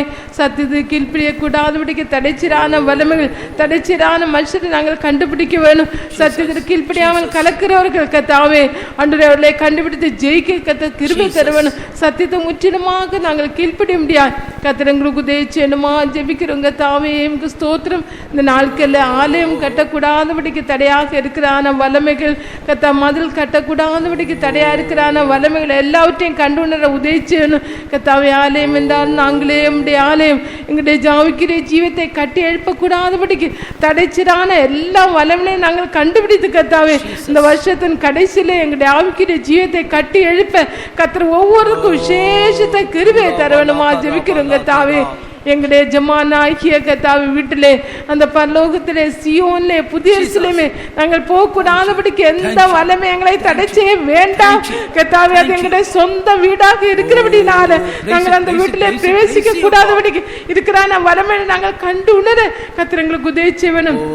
பரிசுத்தாவினர் எங்களுக்கு உதவியாக இருந்து செய்து வருகிறான எல்லா வேலைகளுக்காக நாங்கள் நன்றியோடு துதிக்கிறோம் கத்தாவே. இந்த நாட்களில் சந்தோஷமாய் கத்தாவே அன்றைய எஜமானுடைய வீட்டிலே நாங்கள் பிரவேசிக்க முடியாது. கத்திரங்களுக்கு உதவி செய்யணும். அந்த வேலையில இந்த நாட்களை செய்து கொண்டு இருக்கிறபடினாலே துதிக்கிறோம் கத்தாவே. இயேசுவே எங்களை விட்டிடமாக தாழ்த்துகிறோம். கேட்டதான சத்தியத்தின்படியே இந்த நாட்களை ஜீவித்து உம்மை சந்திக்க எங்களை ஒவ்வொரு ஆயத்தப்படுத்தும். இயேசு நாமத்தினால் வேண்டிக் கொள்கிறோம் பிதாவே. ஆமென். ஸ்தோத்திரம் பண்ணுங்கள். ஸ்தோத்திரம் ஸ்தோத்திரம் ஸ்தோத்திரம். எல்லா துதி கன மகிமை கர்த்தருக்கு கொடுத்து ஸ்தோத்திரிப்போம். ஸ்தோத்திரம் ஸ்தோத்திரம். எல்லா சிறு குழந்தைகளுக்காய் ஸ்தோத்திரிப்போம். ஸ்தோத்திரம். வாலிபர்களுக்காய் ஸ்தோத்திரிப்போம். ஸ்தோத்திரம் ஸ்தோத்திரம். முதியோருக்காய் ஸ்தோத்திரிப்போம். ஸ்தோத்திரம். குடும்பங்களுக்கு பொறுப்பாக இருக்கிற சகோதர சகோதரிமார்களுக்காய் ஸ்தோத்திரிப்போம்.